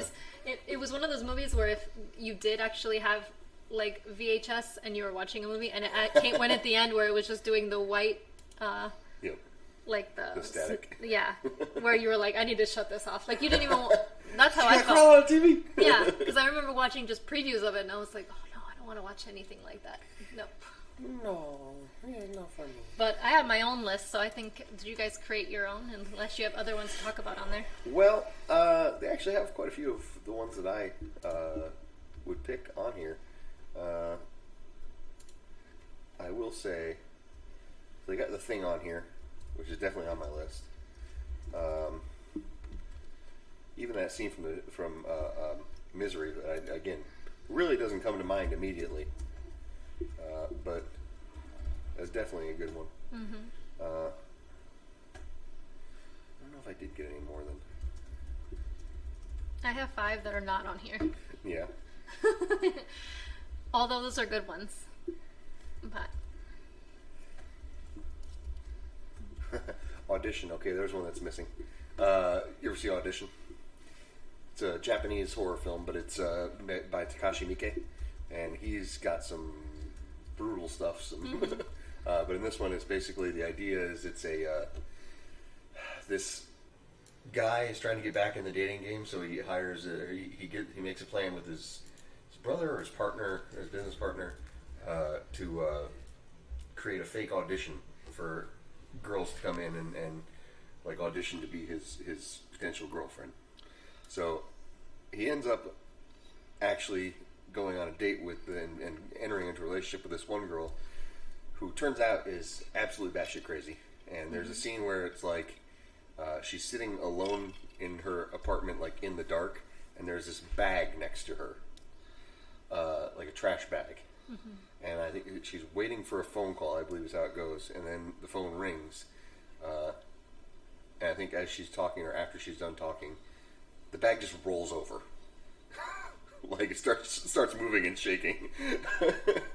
And later on it turns out that she's been keeping a guy in there. And basically, yeah, it's kind of creepy. If you have seen it, you know what I'm talking about. If you haven't seen it, watch it if you like unsettling, scary-ass fucking Japanese horror movies. He's great for that. Takashi Miike. Definitely have to add a lot to my list. Mm-hmm. I was looking at other lists to see if I could think of some stuff. Jaws is on there. I mean, that's a pretty good one. That beginning scene where she goes skinny dipping and slowly the shark gets her. 7. That's one that I forgot. The scene where they have the sloth guy. I think it was the sloth guy who was in the bed. And like they made him lie there. The John Doe made him lie there in the bed and basically couldn't do anything. And he started wasting away. And like it was just the body was in the bed. And then as they're doing their investigation, suddenly it just comes back to life because it turns out he's not dead. That shit was terrifying. That sounds creepy. Yeah. Paul likes Tusk. That's his favorite scary movie of all time. You know, funny you say that. So, I don't watch a lot of scary movies, and, like, I don't retain a lot of them. So, like, if you're asking me, like, top 5 scenes, it's probably scenes that make me feel uncomfortable or things like that make me not want to watch. And while I've never watched it, I've seen enough that probably, like, especially, like, when he's finally fully tusked.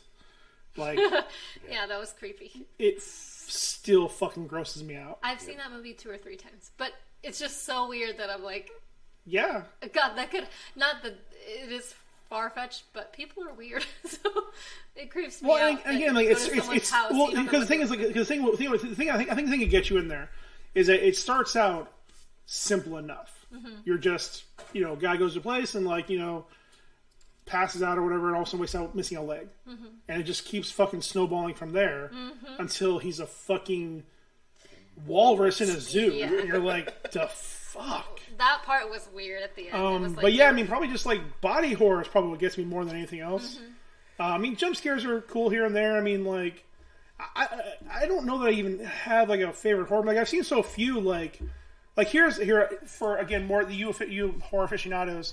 One of my favorite, which I know is not a good one, is Darkness Falls. Yeah, that was a good one. Like, that one creeped me the fuck out. Like, Teeth creeped me the fuck out. Like, the fairy freaked me the fuck out. Like, and again, like, just the fear of the dark, which is a simple fucking fear. Like, that was enough for me for a while. Mm-hmm. But, I mean, I'm not super into horror, but I mean, like, of the few that I've seen, like, that one really got me. Yeah, they did a good one on that one. But yeah, body horror, I mean, I don't know, there's probably a bunch of them that I just haven't got around to that I probably really enjoyed. Well, there's a ton about that. Yeah. So, I mean, that 13 Ghosts is a good one, too.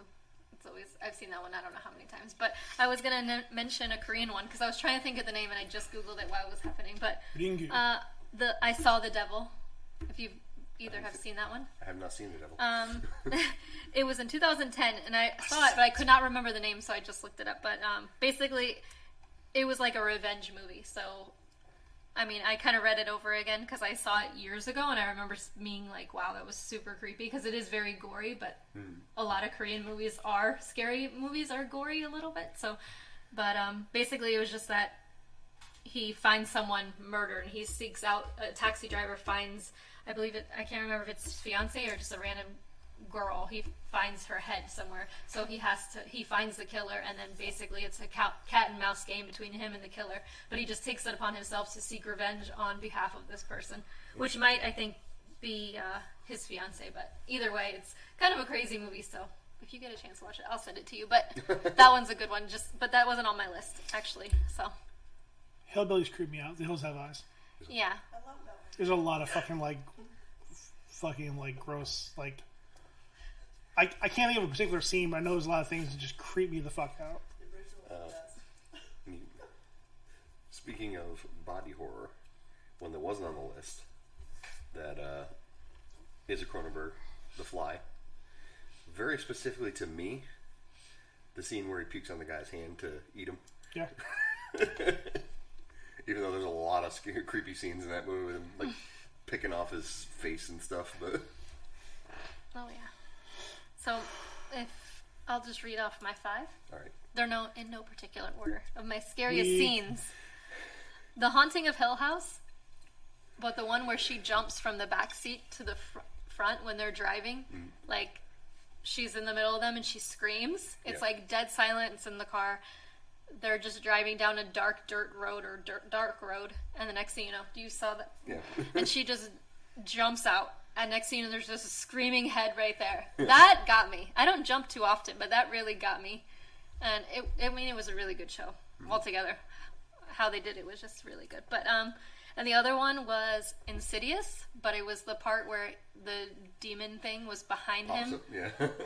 But they did it so well. Again, I mean, all of those movies are good. Conjuring, Insidious, all of them. But the way he pops out behind him and just kind of like he's there. And they just full on, it's not a glimpse, it's like you're looking at him. He's and there. They're like, yeah, this is me. That was scary. But the other one was The Strangers, where it was in the house and she was just kind of alone. And it just, because it's creepy because it could happen in real life. But she's in this house and how this guy got in or whatever. He was just standing in the darkness and all you see is the little mask from like the... What is it? It's kind of like burlap or something, a burlap mask. Yeah. That's all you see is just standing in a hallway. And she turns around and he's gone. So it's just like, he's inside somewhere. It's just so creepy. The other one is The Grudge, of course, where the kid walks down the stairs upside down. With his legs and his feet just kind of climbing down there. It's like, oh God. That gives me chills. The scene I like from that one is like that kind of towards the beginning where the crazy hair witch just kind of appears behind the girl very slowly. Like you don't even see it. It just like gradually the shadow starts moving, and then like the face like comes out, and then you hear the yeah. I know. They did really good on that one. Yeah. They really did. Yeah. So can't complain about that one at all. And then my final one, if some people have seen it, some haven't, but VHS. It's a movie. Yeah. I think it was on Netflix. It might not be anymore. But it was the first part where they brought that random girl from the bar. Do you remember that? No, but... They brought the random girl from the bar. But I'm like, that would be creepy. Because they're trying... It was, at first you were like, oh my God, this is super corny. But then, as it's happening, she like... It's this creepy girl that's kind of like staring at them from a distance. So it's kind of like she already picked them out. They brought her home to the hotel. That they were making out with another girl there that they picked up. And then they thought that they would like... Kind of like...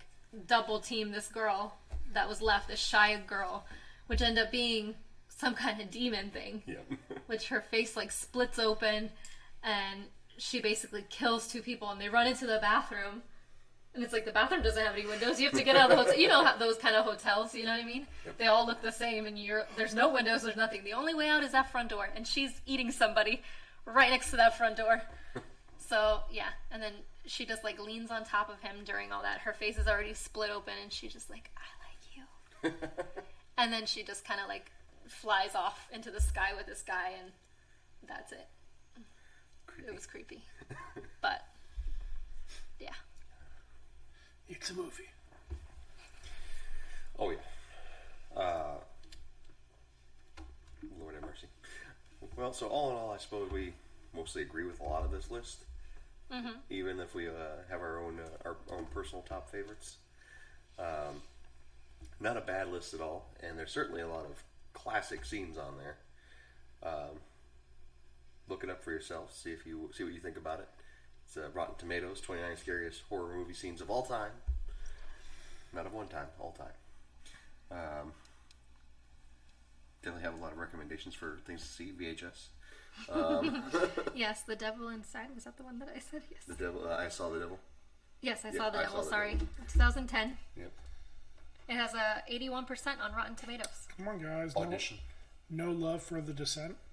That one was good. I've seen that one probably 6 times. Nice. Which ending did you see? Both.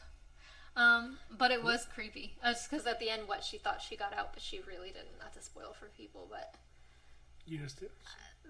those are one of the creepy ones where you think the person's like free and they're really not. But that one was creepy because it's like, I don't know who the hell would climb in a cave. Wouldn't do it personally. And I also, it's one of those things. I don't go and stay in a cabin in the woods. I don't go into the desert in like in the middle of nowhere, kind of with the hills have eyes. I'm like, why would you go through there? I don't get it. And you listen to some random hillbilly at the thing with no teeth telling you, yeah, just turn, after you've already insulted him. I don't know if he's always the best one to get advice from, but I love when the movies, when they take his advice. And also, when in the, what's it called? Cabin in the Woods, where they insult the guy at the gas station. Yep. In a small town. I love Cabin in the Never Woods. understood that. I mean, it was, it's just movies like that. When you look at it from the outside, you're like, why would you do that?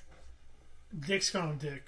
Yeah, I mean, they're all assholes. I mean, it didn't matter either way. They were going to that trap, so. Yeah, it was set up. They could have sucked his dick and they still would have had to go there. It's true. Yeah, but that one was a good one, too. Chris Hemsworth. Yeah, how they, when he went. That was great. It was like in Red, what is it, in Red Dawn? Was it Red Dawn? The one he got killed? He's had some great deaths. He's had some fast, that was a fast one. I did not expect that one. He's like, I'm going to jump across there. Oh my God. That one was like, what the heck? Oh no, my favorite, Red Dawn is probably my favorite Chris Hemsworth He was death. dead so quick. That was so good. It was just nice. They're like in the clear. They get past. They go through this fucking building. They get past the army. They think they're safe. They're like, snipe. Yes. Yeah, that one was.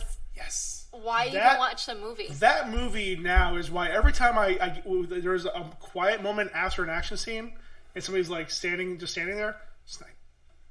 Come on. Yeah. Yeah. But they left no good-looking guys after that, so I kind of didn't understand the purpose of that particular moment. Because I said, why am I still watching? Weren't you just going on about what's underneath? You don't even look good when you're a Wolverine.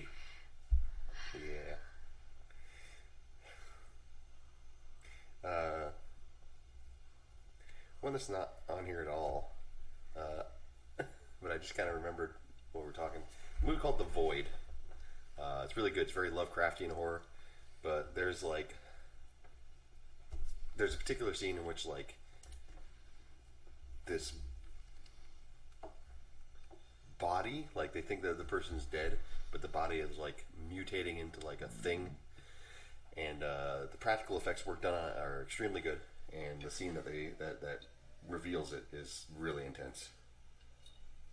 So watch The Void. That one's a good one too. Well, I think we've thoroughly discussed that list. That's our main topic. More than it deserves. So, we done with this episode?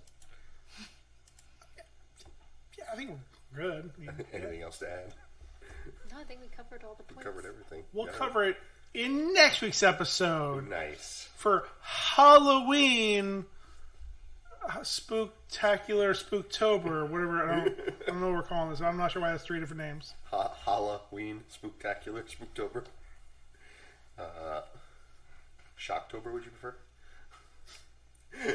I'm not drinking Shock Top. No. So, join us next week when we may have come up with an actual recipe for our Venom Shot. There you go. I'll be honest, I did a little quick taste test of Jaeger and Rum Chata. Wasn't great. Wasn't great. Wasn't great. Well, you have time to think about Didn't what blend you're gonna right. make. Didn't blend right. Now, if I had used the proper tools to do a proper floating, it probably would have done a little better, or a proper casket. It probably would have done a little better. But yeah, I feel like it somehow curdled pretty quick. It didn't. It wasn't good. And then I overpoured a little bit, and that was rough. That wasn't good. Wasn't good. Well, I'm sorry, Paul. It's fine. It's fine. No, I'm sorry. Oh, that's rotten. Anyways, well, thank you for joining us today on This Won't Last podcast. To my left has been P. Breezy. Still here. To my right has been X-Teen Feminem. Thank you for having me. Yep, no problem. And I have been Ryan B. Online. So we'll catch you next time. Bye. Bye. Bye. Bitch, bye.